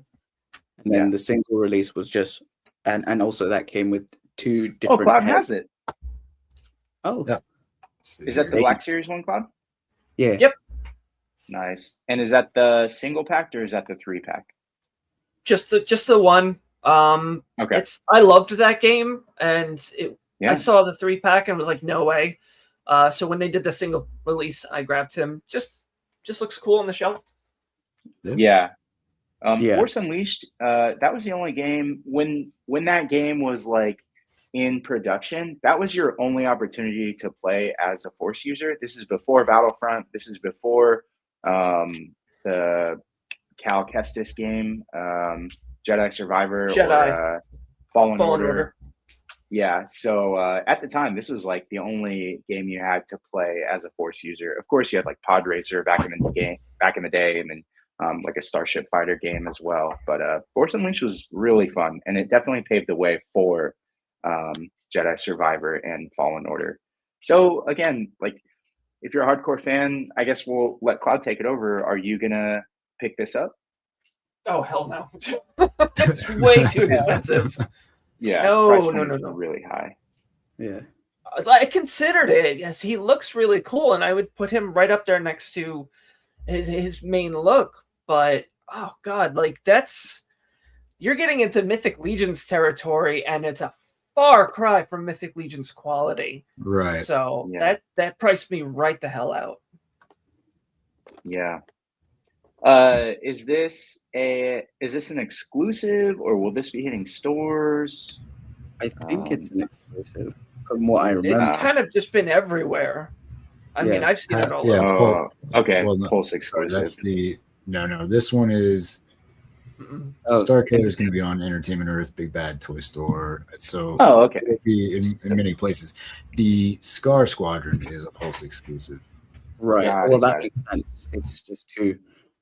stormtroopers. So Yeah. So there is a chance that it goes on sale. Starkiller. Maybe. But I might have to just pick it up just straight away. Just be like, you know what? Yeah. I want this character. Like, I have a cool idea. I've been trying to, rejiggle the Star Wars display, but like maybe like have him with the Inquisitors because he's like the Emperor's kind of like squad. Mhm. Kind of like putting him there. I've put mainline apprentice with Darth Vader because that's his apprentice. So I'm like, that's how I'm gonna probably like display it like that. But the lightsabers are so like two. I think you've got Darth Vader's lightsaber, you've got Luke's lightsaber, and Darth Maul's lightsaber. Because I looked at the hilts and I was like, oh yeah, but I'm not sure about the last two or like the one with the brown. The one So that's what drives this price up. The fact that you get like 6 lightsabers and an extra set of hands. Yeah. Honestly, Yeah, I maybe think the so, soft yeah. goods too. Yeah, Maybe that's the honestly soft it. goods, Sorry, The annoying- Galen Marek. The annoying thing about the soft goods on the Ronin was the tag for some reason was huge. So I wonder if they're hiding the tag in these photos because I ended up just taking mine off, like cutting it. It was like that with a Vader too. He had a big tag on the inside of his. I think it was in the 2-pack with Bespin Luke, and he had this huge tag on the inside of his coat. Oh yeah. Jeez. Awful. Yeah. That's weird. Is it Whatever, like one you of can those? clip it off, but come on. It's like a mattress tag. It's like do not tear. Under Imperial Penalty. offense. Yeah. Yeah. I think in one of the next photos it has him fighting Luke, and I was like, that's a good shot. And like clearly they know. I mean, this is the Hoth base, so it's like yes. Yeah, They know. in the game, Cool the setting that design, you fight but- Luke is Hoth. Yeah. No, And then it's cool with all the lightsabers on the belt. So I think that is it. I think the lightsabers represent all the enemies that you defeat in the game once you become Lord Starkiller. Yeah. And I will admit that I'm not familiar with the Scar Squadron, so one of you guys can explain that. I don't know. They look like stormtroopers. Yep. Yeah, they're from a particular group from the comics, like the current canon comics that Marvel publishes. Oh, I like this battle damaged helmet though. Yeah. Yeah. I think from what I saw was that they're Darth Vader's hit squad. Like he directly deals with these guys. And so like compared to how like, the Inquisitors are Emperor's lot, these are Darth Vader's lot. So it's like it's just a bunch of because we've already gotten Sergeant Creel, who has Creel and Mike, and Mike, which I still need to pick up. But it's good to see that they haven't totally forgotten the team. So at least now you can get Force 2. 99. How many in total make up the team? Ooh, I think there are 2 more, but only one more that's part of like the main group, which is the bigger one. Yeah, that's the so from an image I'm looking at, there's one more and he's the big boy, and then there's a hooded one. I don't know if that's the same one. No, not the because obviously this one has a hood, but there's one that's like shrouded. I don't know if that's someone else in the picture. Maybe I'm just looking at a wrong picture. Shrouded, you might be There's asking 7 of too them. much from Hasbro soft goods. Yeah. I'm trying to see. These are fine. I skipped Mike. I only got Creel because it's a stormtrooper with a lightsaber, and that's just so goofy. I wanted it on my shelf. So but I don't like the comics were fine, but I wasn't into them enough that I was like, I need to build this squad of stormtroopers. So There's 7 of them, by the way. 7. Wow. 7. Okay. Keanu leaves. They cannot shoot. That's why they have all of those knives. I think I'm getting them. I haven't not read the comics of these. I just like the kind of like comparison of like them and versus the Bad Batch, and I'm like, I know they'll never fight each other, but kind of like a cool contrast, like Mhm. the clothes, and then you got these guys. So I was like, oh, Cool that's figures are cool figures. You don't need to appreciate the source material. I've got stuff on my desk that I don't really like. I've got one of the Joy Toy Warhammer figures just because she's cool. So you're allowed to buy things that just look neat. I have a whole bunch of Fortnite figures that agree with you. Yep. Whoa. You guys aren't having fun with toys, are you? Yeah. Because that's like not allowed. Whoa. Hey, if you're having fun, Don't. Okay. Don't. so yeah, that picture shows all of them, and yeah, I guess it's here it just said it's just the big guy left, but Cloud, you're saying there's 7. Is that There's 7. so? I had their. Where does Creel get the lightsaber from? Oh God, I don't even remember. It's been 4 or 5 years since the comic. I don't even remember. I guess I'll have to read Arrow, it. Cav, Mike, Misty, Shrap, and Zook. And then Creel, Sergeant Creel is their leader. Mhm. Nice. Dan's about to get that one. I know. I heard earlier. Yeah. Thanks to Michael with the. Yep, Okay. you paid for it. I mean, Lorenzo's going to get that one too. Just to be clear. Yeah. That's true. That's true. He's just gonna have a bunch of them, and he's gonna be like, "Why? It's just a whole shelf of I Love You 3000 Iron Man figures. God. Let's make it happen. Just like, What's the price point for the 2-pack of Scar Troopers? Did it say? I'm curious compared to the Star Killer. conveniently, they don't list the price points for these Star Wars figures. Cowards. I'll check.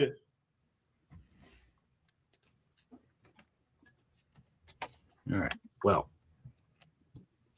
while you do that, pull up the next round of stuff.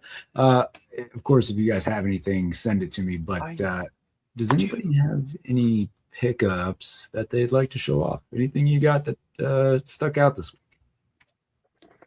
Z-Man? I have 2 Mythic Z-Man's, yeah. Ouch.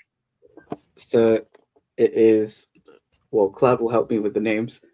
Okay, so the evil sorcerer in the black and purple is Arzak. He's part of Poxus's crew. And then the other one is Gaspar the Unamused. And they were a 24 Legions Con exclusive 2-pack with a character called Gorich the Unpredictable. They are homages to the studio members, Chris and George, who run like their 4-ish kind of every Wednesday. They have a 4-ish Horseman O'Clock show on YouTube.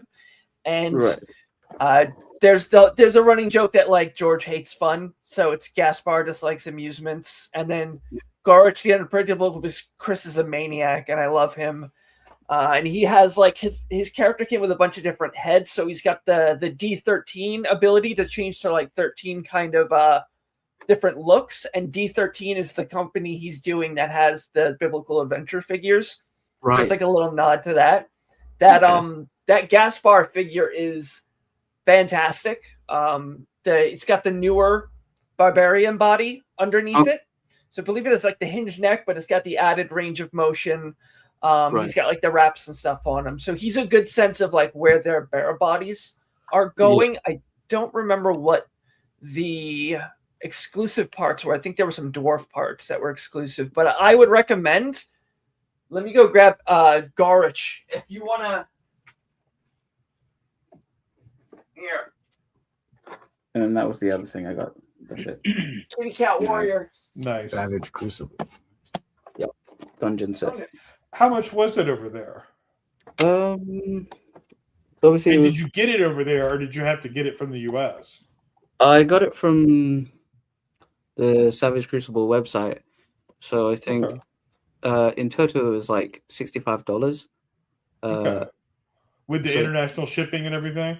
Yeah, that because Yeah, like okay. the price was 25, and then plus shipping because they obviously with Big Bad Toy Store they have like a specific shipping of like there's different types, but obviously with other stores they only have like the 30 plus Yeah.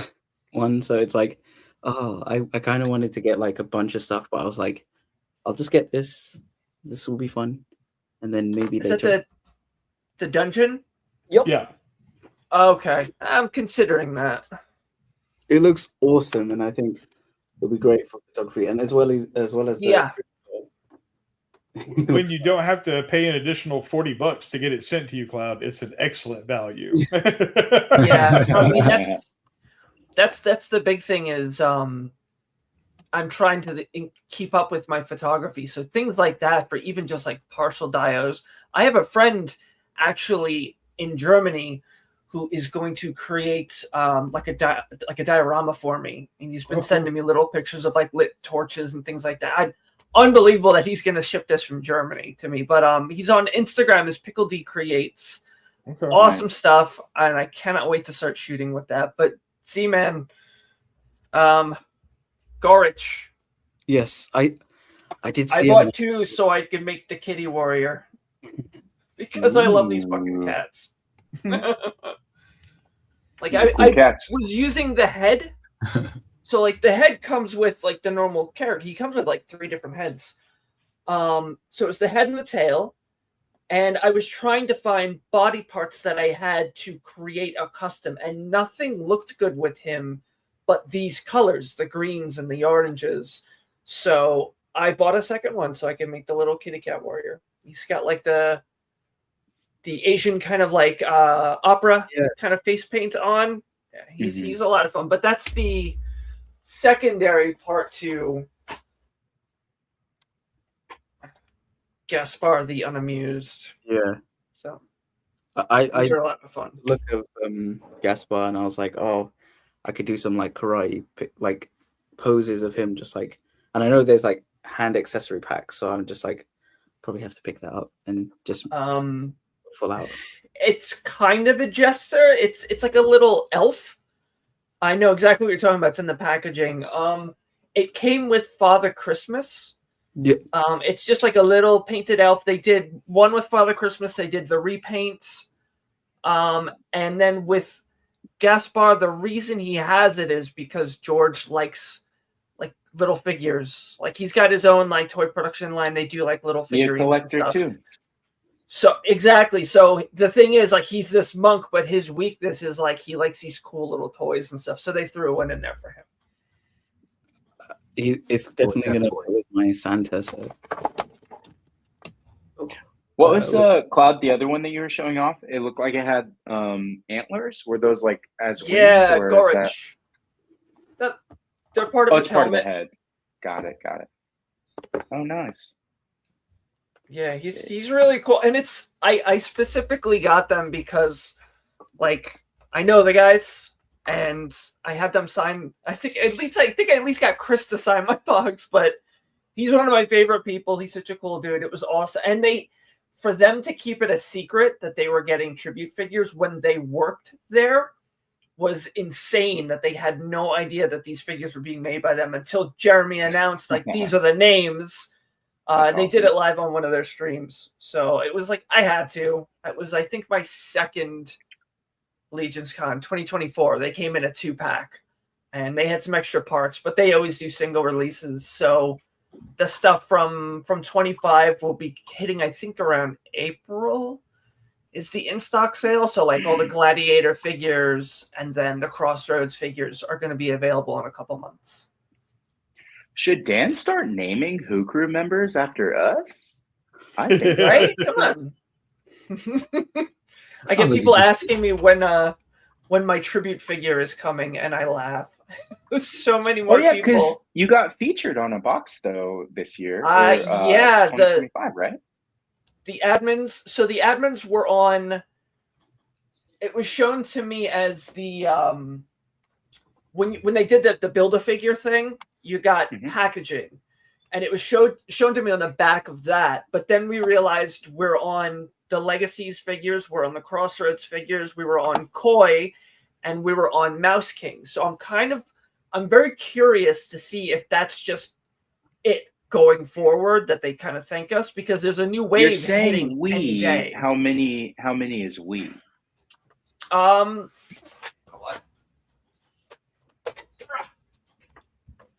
So we've got myself, Curtis, Cullen. I think Jeff just missed out. He's one of our newer guys. But it's the whole admin team. It's not just me or anything. Okay. That's a different Jeff than the Voltron they were talking about on Dan's stream. It's not the Voltron Jeff. Okay. I just want to make sure we get our Jeff straight here for continuity's sake. Played by Henry Cavill. All right. Well, anybody else have anything?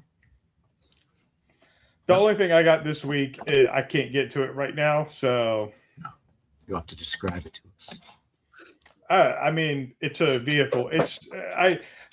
Alexa, you may remember when I talked about I had ordered something from Hobby Link, and then the tariff was going to more than double the charge. I ended up getting it from Big Bad Toy Store for $100 with tax and shipping, and instead of a little over 200 it was going to cost me because they were only doing DHL, and they were charging for the shipping plus a fee as a customs broker to handle the tariff. It was crazy. So, and this is a 1/12 scale, or? Mm-hmm. Yeah, I mean, if you want me to dig it out, I will. No. Okay, don't strain yourself. All right. Well, let's get into some news then. Before we do that, I'll give you guys an option. Do you want Harry or do you want Henry first? I vote Henry. Well, yeah, I don't like it. I don't like Harry. Okay. We can go, Hank. You're getting both, but I'm leaving you to for your first choice. That was an aggressive way to say that. You're getting both. You're getting both. Fucking getting both. You're gonna like it. All right, you're gonna like it. Okay. Henry. You probably won't, actually. All right. Let's hit that news, though. Hit us with that sweet, sweet news.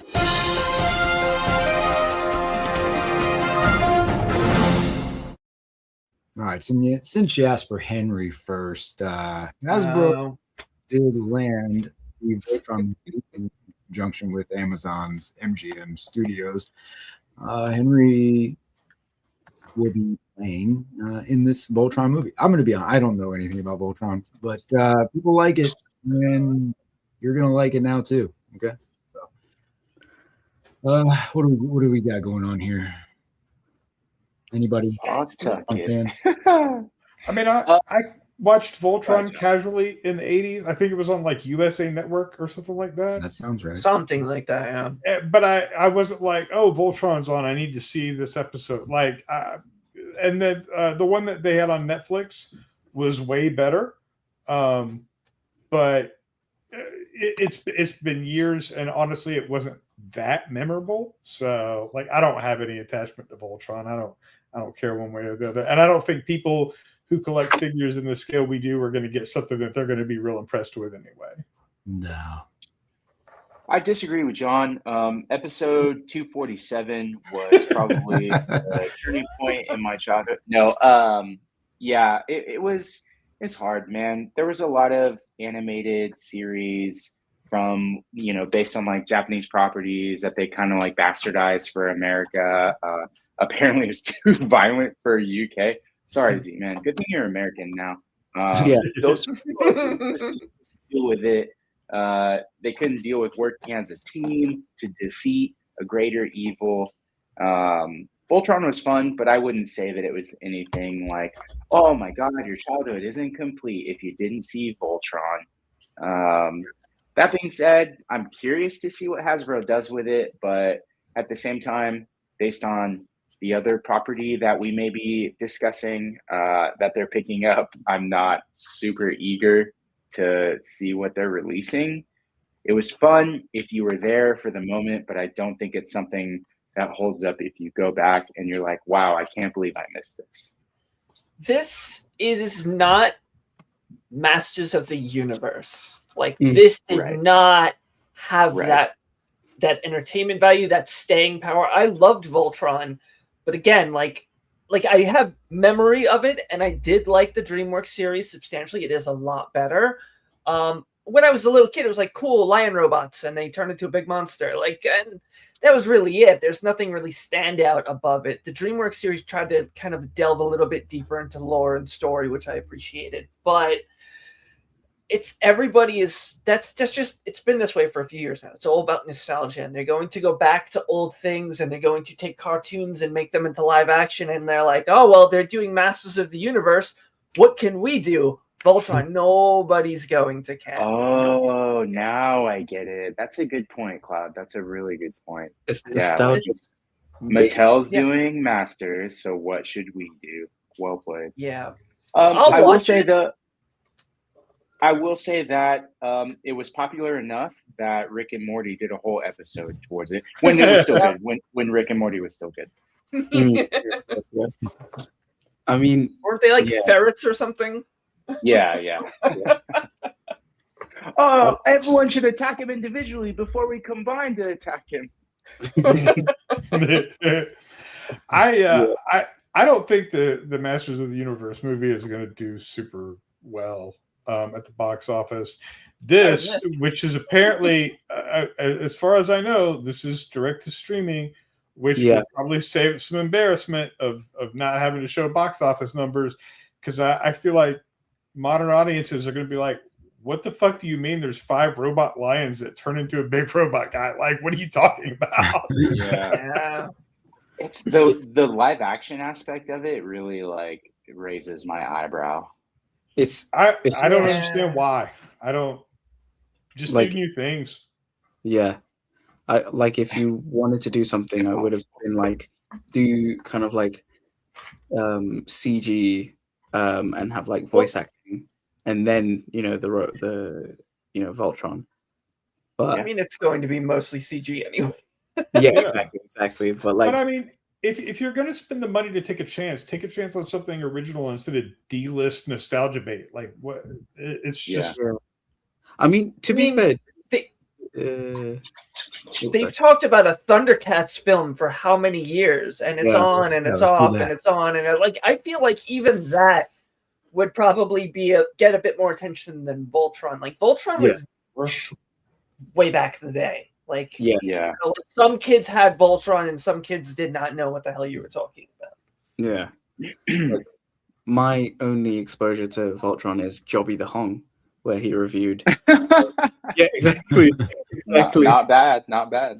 Because it was at the same time I was getting into Transformers. He was my gateway, and when I saw his Voltron thing, I was like, "Oh, this is cool." And then he showed me there was another version of Voltron where it's more like cars and vehicles, and I was like, "That was the first Voltron. That was the first one. The Lions came after."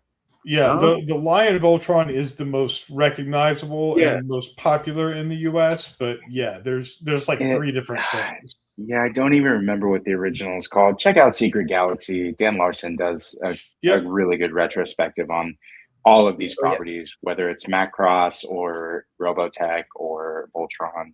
They dropped Marvel vs. Capcom today. Oh, wait, he did a video on it? Yes. Hell nice. Yeah. That's cool. Watching that at work tomorrow. Yep. But yeah, I mean, I think it's going to be interesting how the toys and whatever they do. I don't think they're going to do a collector's line. I think it's just going to be straight up. I form the head, I form the legs. Just the lions, probably. You might get is a collector, like what you think of as a collector figure of Voltron fully formed and with some nice articulation or something. What you're not going to get are 1/12 scale figures with 1/12 scale lions that combine absolutely not. Yeah, I mean, you'd be talking about like $500 a piece. There's no market for that. So exactly, and like you know, obviously with Hasbro, you got Transformers, and I'm like, they've got good engineering. So I'm like, oh, you know, possibly it will work like a combiner. And because of the new Transformer combiners being like shells that just you pop on the other stuff on it, this could look like that depending on how the movie's gonna look for. Well, so Plus, they got rid of Power Rangers, so this is going to be the new Power Rangers. The Lion transformations weren't very involved. No. Yeah. The arms came in, the head moved up, you were a foot. So, like, building something went from toy lion to toy robot, like, that was super easy. So, as far as engineering something like that, that's not going to be a big deal. But I'm kind of, like, along the same line of, yes, it's probably going to be, like, you'll get a cool Voltron figure that's going to be carrying the look that they're going to have in the film, whatever that's going to be. And you only get a couple of diehards that'll buy it. Yeah. Yeah. It's very nostalgia heavy. I was like, oh, if they wanted to do something cool, I would have been like, what is it, Legionaries? Or, you know, something like that. That would be a cool kind of like cool. Revamp it for modern, you know, audiences. And, you know, Henry Cavill again. Have him there. Don't put him in anything. It's just that our childhood is a landfill of cartoons and toy lines that could come back. There's so much. Like, let's get a live action Bionic 6 movie or something. Like, you can just kind of throw a dart at a wall with everything and just be like, let's do that. And there will be an audience for it. For sure. It's not always going to be a big audience. Yeah. Like, if it wasn't for Fast and the Furious, we'd have the Speed Racer franchise for sure. Yeah. Probably. It's like how I would love The Mask, like, TV series, but not Jim Carrey style, the comic style. So like the comic. Yeah. Then you have like each season be kind of like an anthology of who will be in The Mask. So like obviously you got Stanley Ipkiss first, and then you know you go into the other characters who don the mask, and then you get further crazy as the series gets. That's right. You bring up, like, you just made me realize something. Like, properties like this also don't necessarily work as movies all the time because they're from such big series that it would be better as like if you're going to put Voltron straight to streaming, make it like 8 episodes, 10 episodes or something, because there's so much going on it. Like when you have a film, you're cramming so much into it. Like at least something like He-Man, there was no real story. It was like Skeletor's being a dick. Let's go get the thing from him, and that was really it. But there was like there's power. History to it. Yeah, there's history to it that you could use to turn into a movie, but not a lot going on. Voltron does have an advantage in that department in that there are only a few main characters. Yeah. Whereas you take something like G.I. Joe, no one's ever going to be happy with a G.I. Joe movie because there's too many characters for a 2-hour movie. Exactly. It's you don't have time to develop the characters, and most writers and filmmakers, even with a group this size, don't focus enough on character development in something like this, which is why you see something like Guardians of the Galaxy that works so well, because you had a storyteller who understood the importance of making you care about the characters. Now, if someone approached this the same way, it may still not be a success, but it could be good. There's no guarantee that it'll be terrible, but it at least has an advantage over things like G.I. Joe or even Masters of the Universe. Like there are going to be people who are like, this movie sucks because Ram Man's my favorite character, and Ram Man only had 2 lines. I'll be pissed. No Orko. No Orko, and then Fisto doesn't have a beard because he's not kind of thing, like very nitpicky. Jesus fucking Christ, Fisto, who named him? Well, speaking of Fisto, are we gonna get Harry? Harry Styles is restocking his viral sex toy. That's it. That's the whole article. That's the news thing. Apparently, it was very popular. So if you're into Harry Styles sex toys, I don't know who that is. He's a Star Fox from Eternals. I mean, What are the toys? Is it like a silicone cast? Like what are we talking about here? This article Like, is is he kinda... not good on details. It's literally the headline and then one sentence. Pleasing brand. Let's see if I It's can an find more intimate collection. After it's sold out in minutes, though, so I mean, people like it. It could just be because it's Harry Styles and people like Harry Styles. I don't know. I bet those toys aren't even hairy. Probably not. It's a vibrator. It looks like the PlayStation Move controller. Holy shit. Nice. Wow. This is We know where they okay. bought the I don't know who design. this guy is, but good for you. Good for you, I Kenny, guess. just Google He was Harry in sex One toy and Direction. see what comes up. No, I'm okay. Yeah, let's just search that live. I'm not. No. It really, like, do you guys remember when the PS3 had the motion and it was like the wand with the bubble? That's exactly what this thing looks like. Yeah. Oh my I don't know if we are allowed to show it on YouTube, but Google I'm it. gonna lean into a probably not, but Probably not. everybody just Google it. Do what John said. Look it up. Google Harry sex. Do it in incognito browser. There you go. So this next one, I actually didn't have this pulled up, but then Robert Falcone put in the chat, heard that Magic the Gathering is suing Hasbro. So I had to look this up. So not necessarily that Magic the Gathering, because Hasbro owns Magic the Gathering, right? As far as I understand.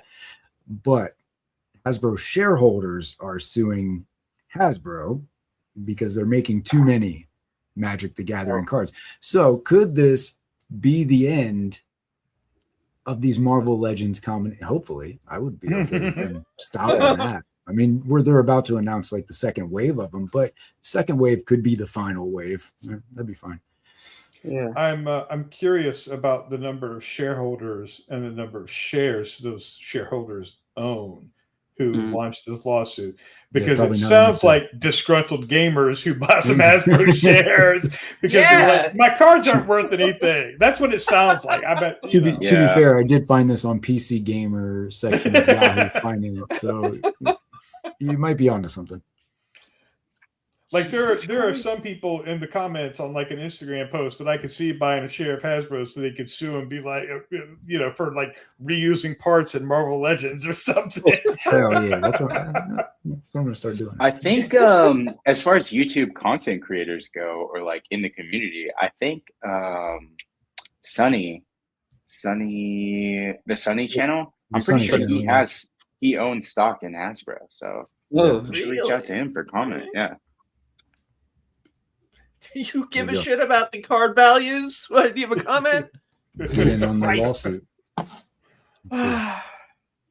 That's crazy. Capitalism, baby. So just to make sure I'm understanding, they're angry because these things are more accessible, so that you can't flip these like super. Exactly. Jesus fucking Christ! You're a toy company. Like you want people to buy your stuff. People don't collect to collect anymore. People are prospecting toys and cards.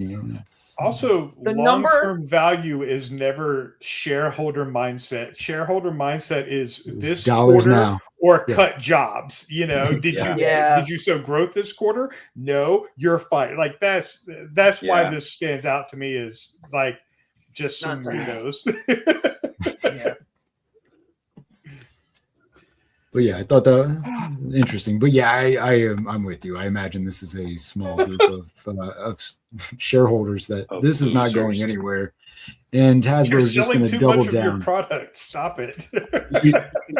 They're gonna double the amount of Magic the Gathering cards next year. I've never been in a more smelly room than a Magic the Gathering. Oh yeah, it smells like dragon's breath. That's what they have. Dragon something. Smells like Bigfoot's dick. All right. Things aren't going well for Toys R Us in Canada. Just as Toys R Us is starting to make its return to physical locations throughout the U.S. that aren't inside of a Macy's and around the world, as we learned a few months ago, they are shrinking their footprint within Canada, reducing from like almost 100 stores. They've closed 53. They're down to 22 locations. They're facing a plethora of lawsuits, and people, I guess there's this whole thing about gift cards too. Like they're reducing the way people can use the gift cards at Toys R Us. So people have a limited amount of time left to use Toys R Us gift card. A lot of things are going poorly for the company in the Great White North. Oh, ouch. This is reminding me of how for us in the UK we've like pretty much the basic game store. Like you know how you guys have like GameStop and that stuff. Mm-hmm. We just have game, and that's all. Like they're closing all their stores, so we're not getting any more. Like because like what happened was they were bought by Sports Direct, which is weird. Sports company buying like a game retailer, and then they misunderstood. Oh, wrong game. Different game.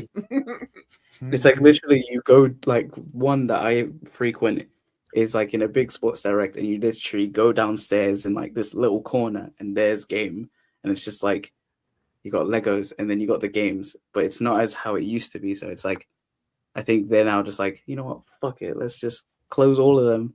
No more. Yeah, games. Well, that market's not doing as well anywhere. Like especially like I remember they were struggling in the UK when I still worked for GameStop. Like I remember hearing about this, like, oh, it's not doing well. And even here, GameStop has constantly been closing stores, which I'm elated about because that was like the worst company I've ever worked for. They treated their employees like shit. So no tears from me, but it's everything. And I don't like it, but everything is going digital. Like it's so much easier to just be like on your phone or on your PlayStation, like download a game. So like needing to go somewhere and buy games and buy controllers and stuff, that's like it's not really something that can kind of hold up on its own anymore, at least not to the level that these GameStop high ups want it to do. So that's why they moved into collectibles and merchandise, and they had exclusive statues, they had exclusive figurines and stuff. There's always these GameStop exclusives. It was to drive feet into the store. Like there's an exclusive Spawn figure you want. Well, while you're here, then maybe you'll see a game you want, or maybe you'll see this cool color controller that you can only get here. And it's not working anymore. And sinking ship. Goodbye. Yeah.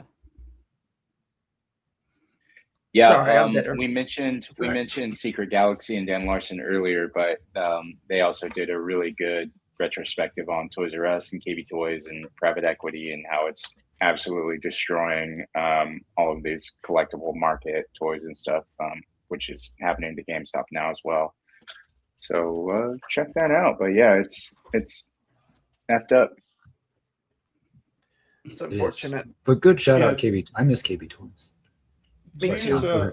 These massive stores, I mean, it's just not sustainable in the age of e-commerce. Like it's too expensive to run a store of this size.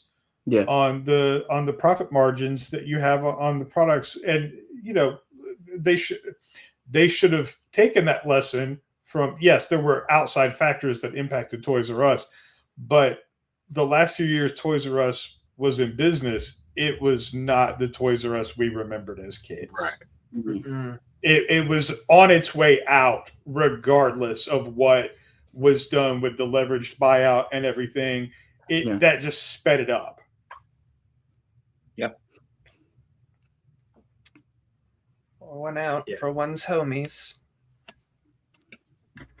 But I do find it interesting that like they hung on so much longer in Canada.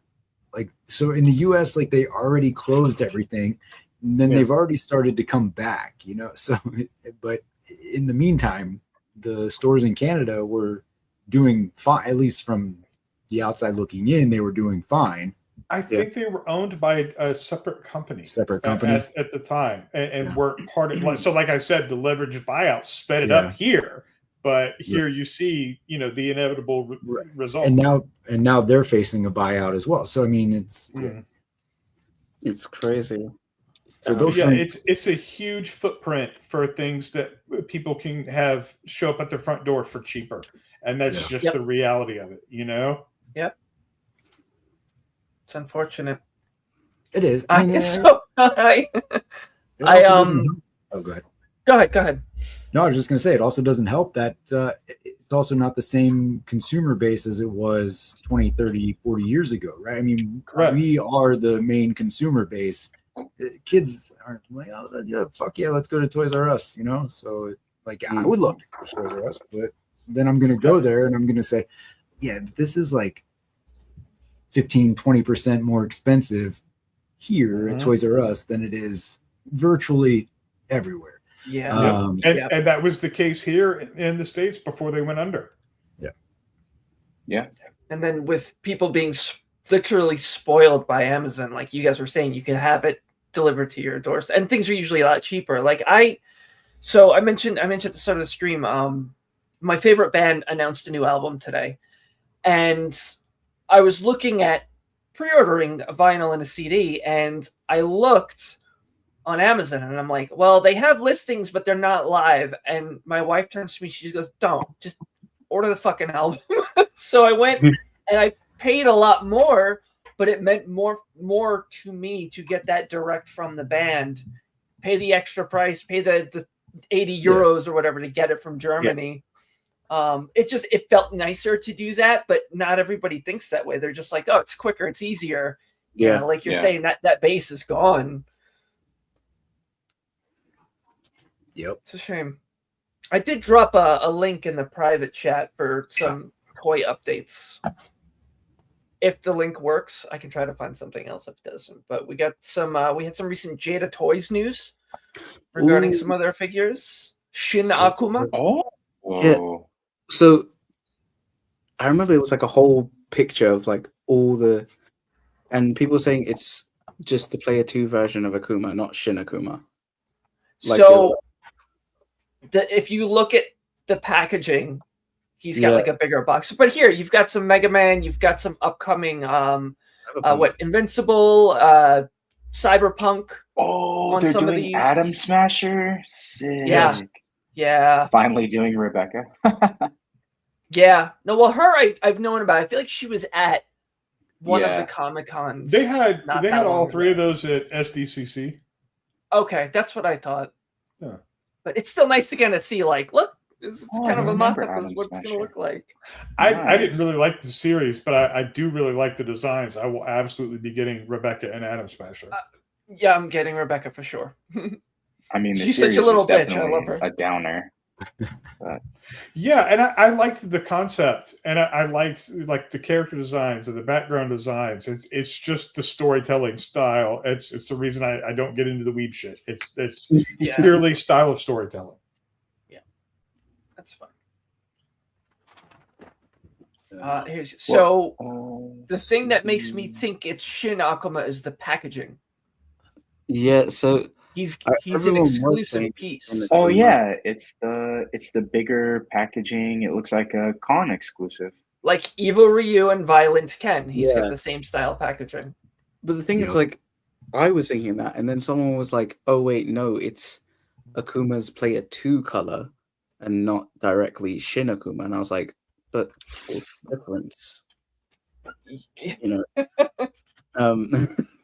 because Shin Akuma. I mean, I think there's like a Shin Akuma who has like a turquoise gi, and I'm like, but that's not. So you have to keep in mind, like, this is just a digital mock-up. Yeah, it's the white hair that does it for me. Is when he goes Shin, his hair goes white. And the packaging makes me think that's what that is. I know people that wanted that color Blanca, so it was cool to see that. The mock-ups for Zangief and T-Hawk, those are the last ones. That's it. Line is done.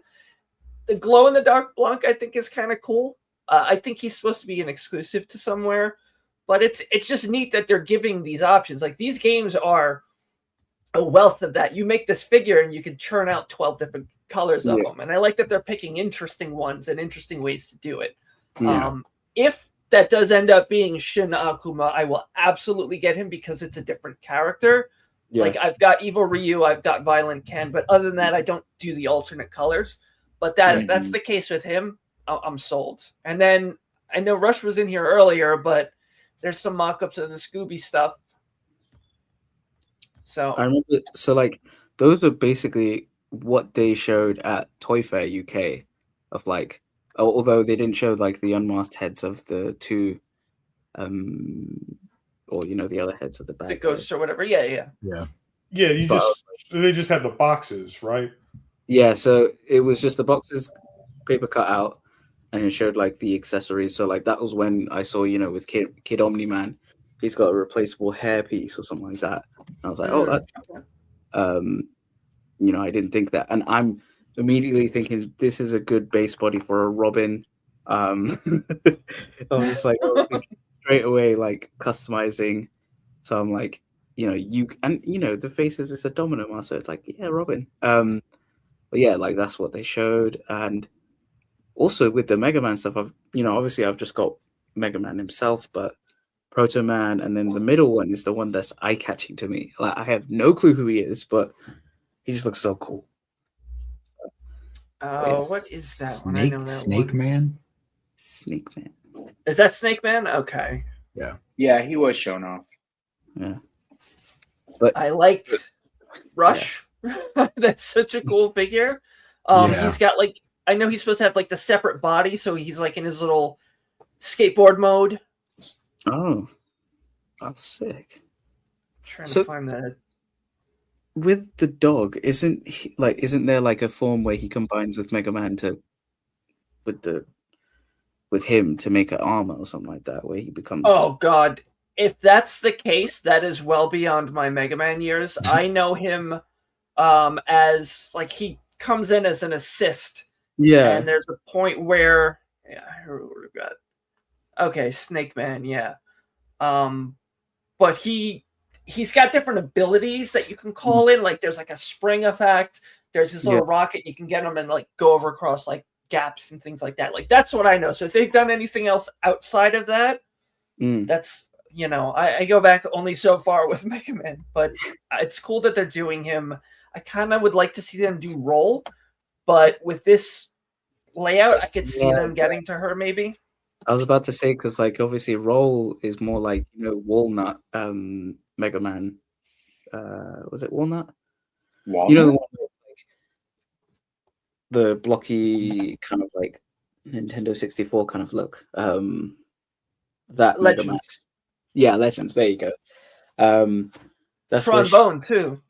Yeah, Trombone is in that one. The girl with the little, and you can give them the little servo. Dude, they can run with this line for so long, and then she would go in a Marvel vs. Capcom line too. Yeah, there you go. There you go. Yeah. Okay.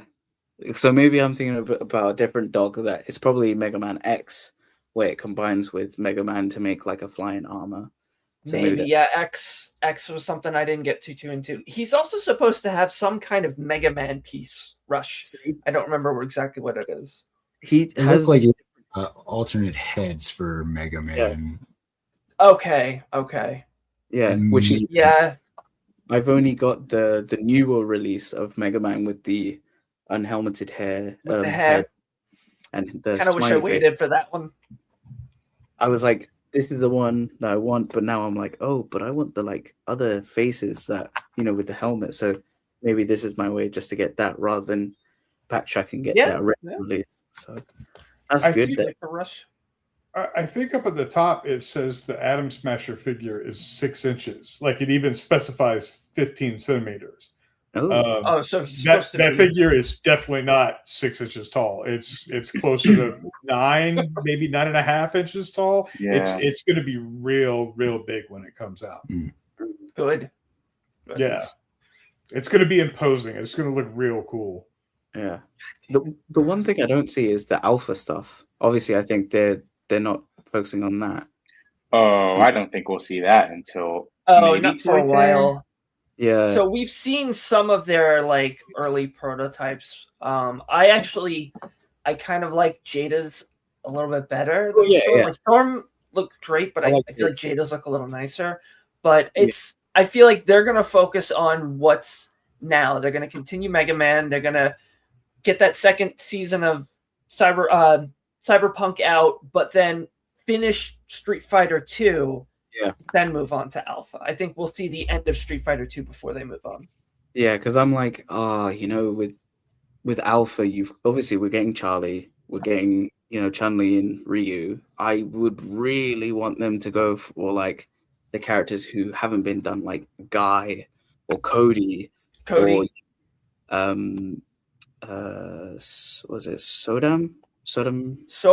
Yeah. Sodom.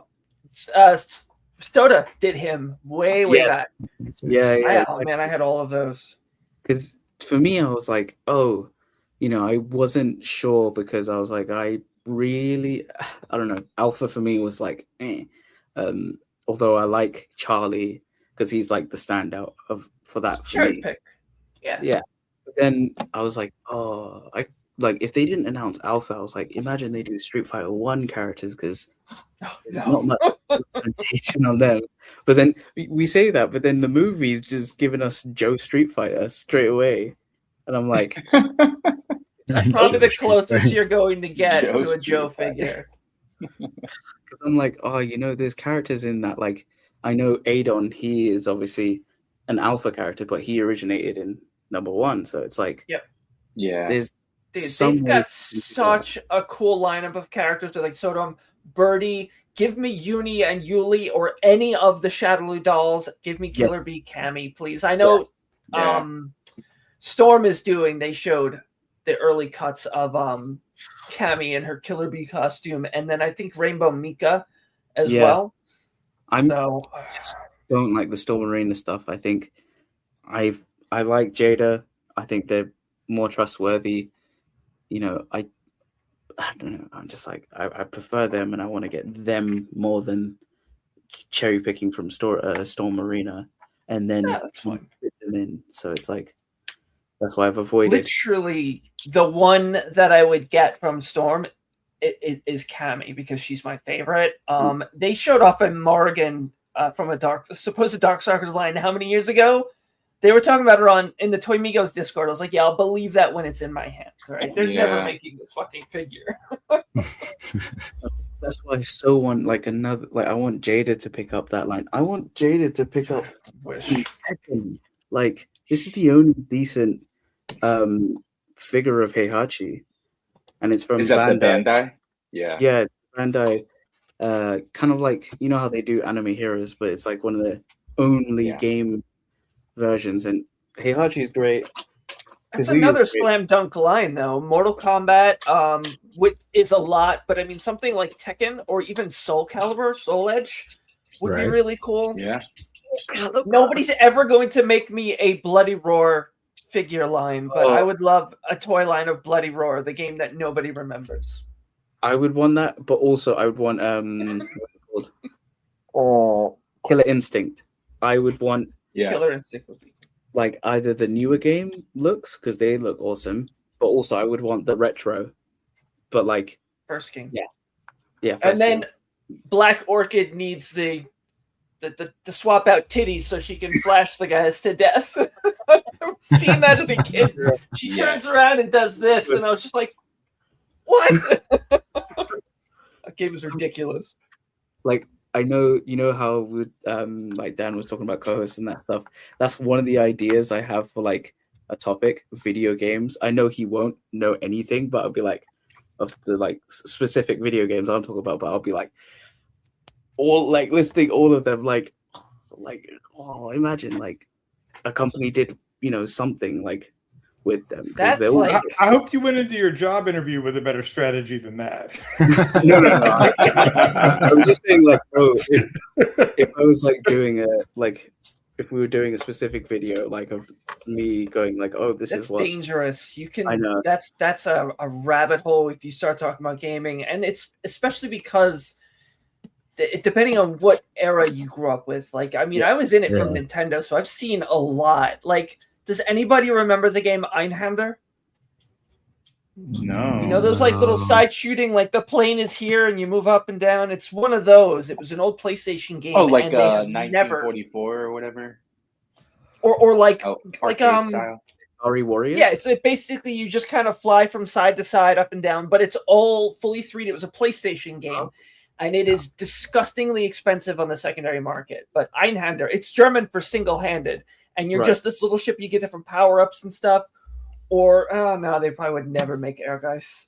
But like things like that, like you could, let's get little dioramas of like the ship from Einhander. Like that's a dangerous topic. it reminds me of like how Metal Slug is getting figures from YOLO Park, and those look eek.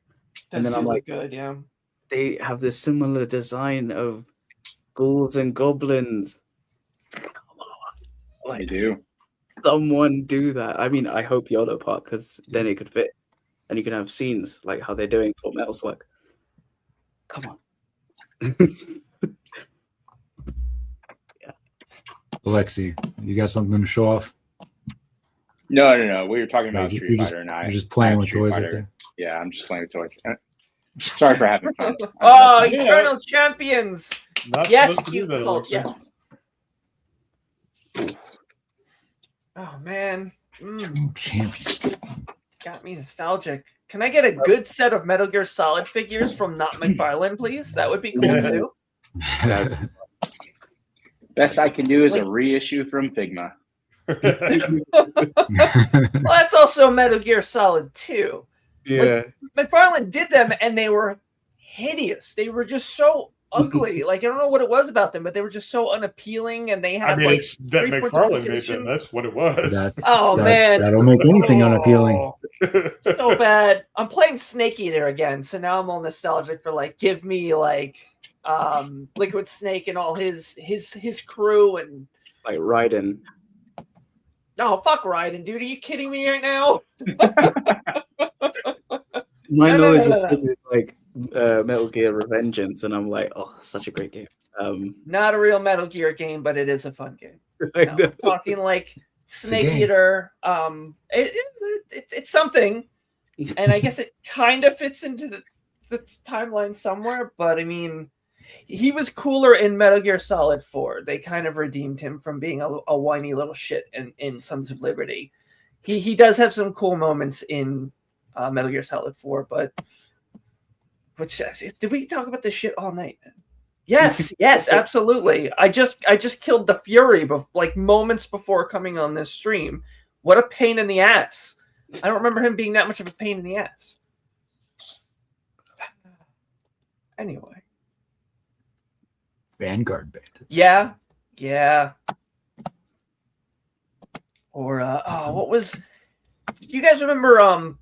I think Brave Fencer Musashi. It was an old like kind of RPG 3D game on the PlayStation.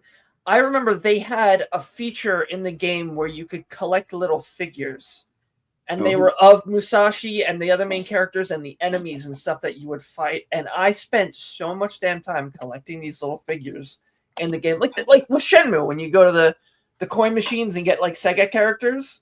Yeah. No. I know. I don't know about yes. No. I think I had to purchase a few Kirby items out of one of those. Yeah. Oh, good stuff. My whole thing's shredded, by the way. Oh, that's unfortunate, man. He's plain, but I'm like, at least I can move him around. There we go. That sucks, man. Yeah. At least you still have it, I guess. You know, it's something. Yeah, it's got a good accessory, so it's like cool. I can still use those. I'm gonna have to watch that later because you keep showing that figure off. Though I'm gonna Mr. Science Theater, danger, diabolic. Oh, you know what? Yeah, let's find that for later. All right. So, anything else? We could take it around. Okay. Also, Cloud. Oh, John, go ahead. No, I just wanted to say, I saw you showing your Hot Toys Superman. Yes. And I watched the video that you did that showed like how the magnet works on the display and everything. It's all very cool. And so you seem real happy with it. Yeah. And I'm just I'm trying to see what we think the odds are that you get his cousin to match next year. I'm gonna say I'm gonna say I'm not going to do that. Yeah, but you said that about this one too. That's exactly what I was where I was. I am gonna stick to only Superman with Hot Toys. All right. But if that movie is as good as that trailer makes it look, if it's awesome, then I'm gonna buy it because he needs a friend, right? Yeah, right. Needs it. And that friend may one need, Hot Toys.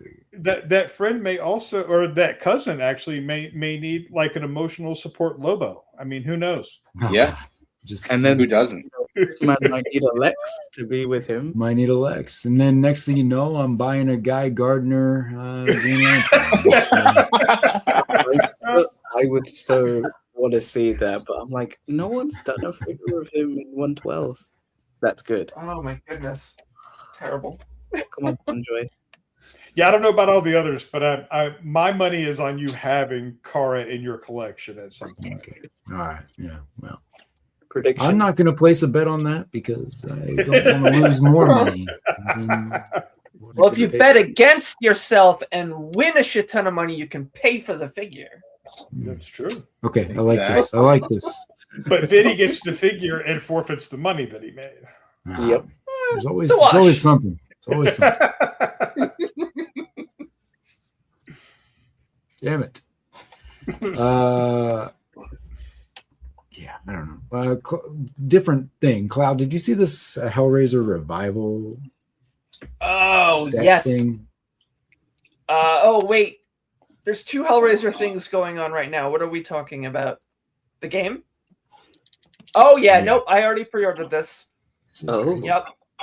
So it actually has, so it's got the little Polystone statue, and the box sitting inside of it is called the Genesis configuration. It's new to the game. It's actually like your primary item, like your tool. It makes puzzle solving. It works as a weapon.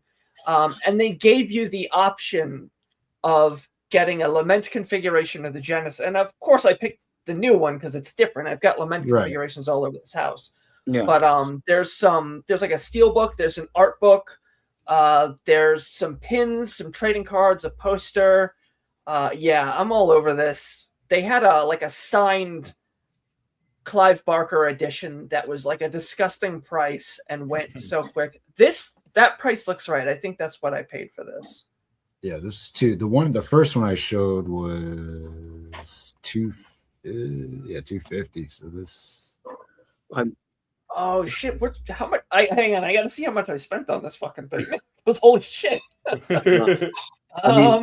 Cloud, I give you respect on doing this because I did it before, but with 2 shit games, and I'm like very ashamed that I did. Oh no, sweetie, this game could be absolute rubbish, and I'm gonna love having all of these things in my collection. It was $200.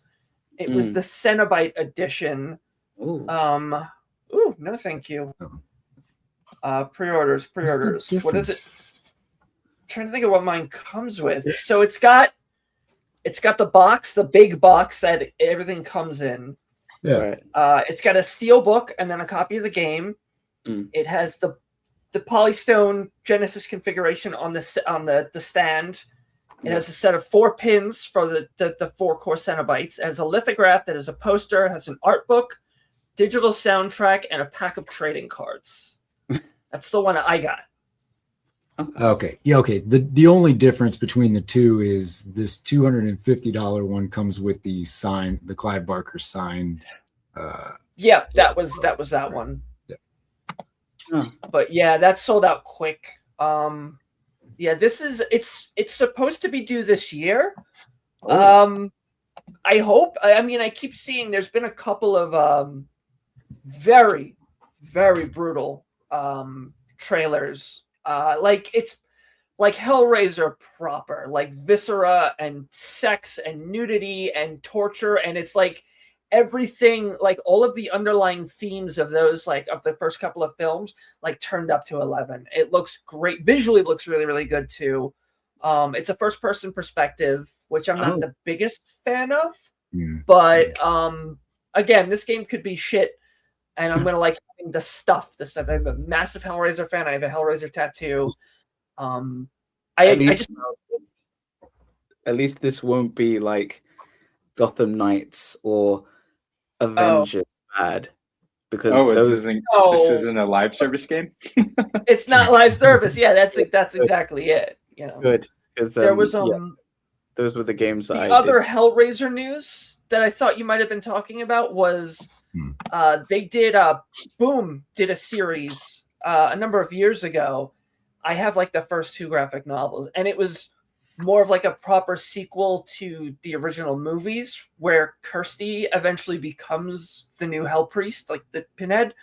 And I never got to finish that. And I think there was like a rights issue for years. So in a few days, there's going to be a Kickstarter where all of them are going to be collected into a hardcover. When that goes live, I'll make a bookmark and we can talk about that on one of the recaps. Okay, that's what I thought you were on about, but that's Hellraiser. Love it. Yeah, so this is what you're talking about. Yeah, definitely when this goes live, we'll talk about this again. So that's cool. I'm excited. Yep. That's another one of those things that, you know, like the record today, you just say yes and pay for it. I'm so excited. Mostly because I want to read the rest of the story. I've only got a couple of them.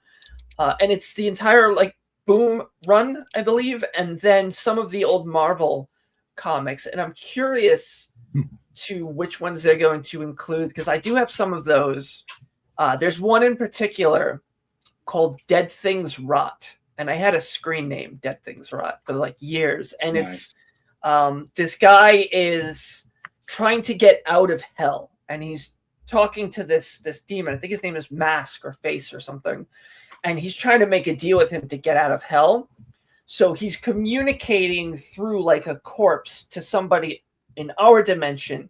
And he has him going out and murdering people and bringing body parts back and stitching together this body so that when he's finished, this guy can come through back into our world as like in a new physical form. And he trades places with this serial killer. And the whole time, this serial killer guy keeps coming in, and the lock on his door sticks. So he can't get in or out of the house. He has to call like the utility or whatever. And he's got all these dead bodies in the back room. So he finishes the body. The guy comes through. He sends the murderer back to hell. And the Cenobite is like, you know, there's something that you should know. And he's like, no. I've been listening to you for far too long. I don't want to hear anymore. He's like, are you sure you might want to know this? And he's like, no. He brushes him off. And he goes to try to get out of the flat, and his body starts decaying.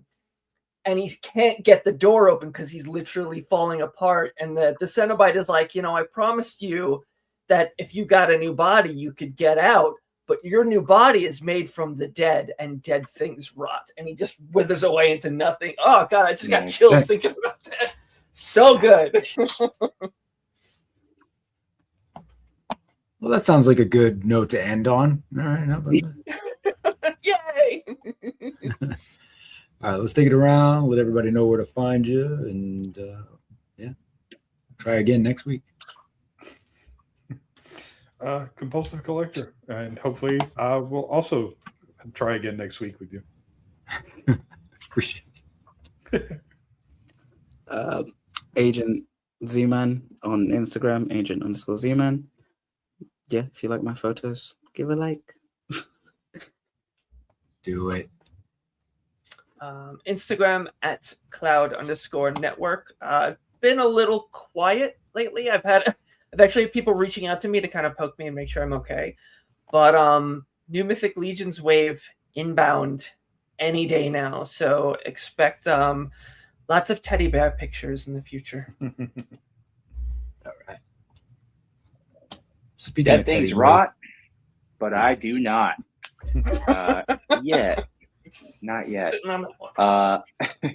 You can find me at Yaboysgottoys on Instagram, and you can find me here every Free Year's Day, sometimes Free Adder Day. And then, of course, you can find me over at Collecting Justified on Saturday or over at Just Justin Collects on Saturday for Collecting Justified. That's the one.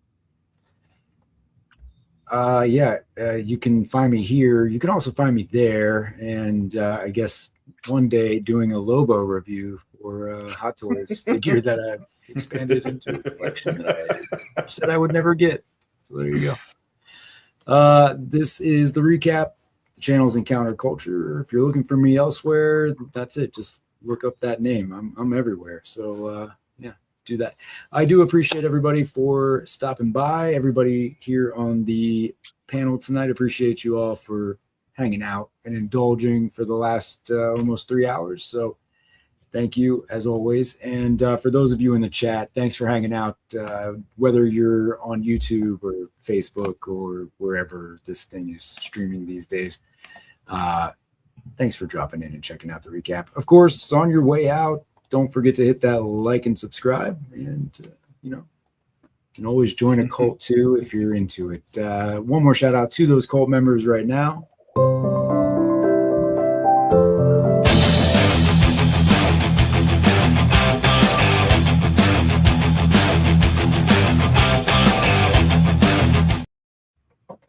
And with that, I will bid you adieu, and I will see you next week. I don't know. Hey, man, don't be a dick. Be nice to somebody. That would be cool. I hate goodbyes. Be excellent to each other.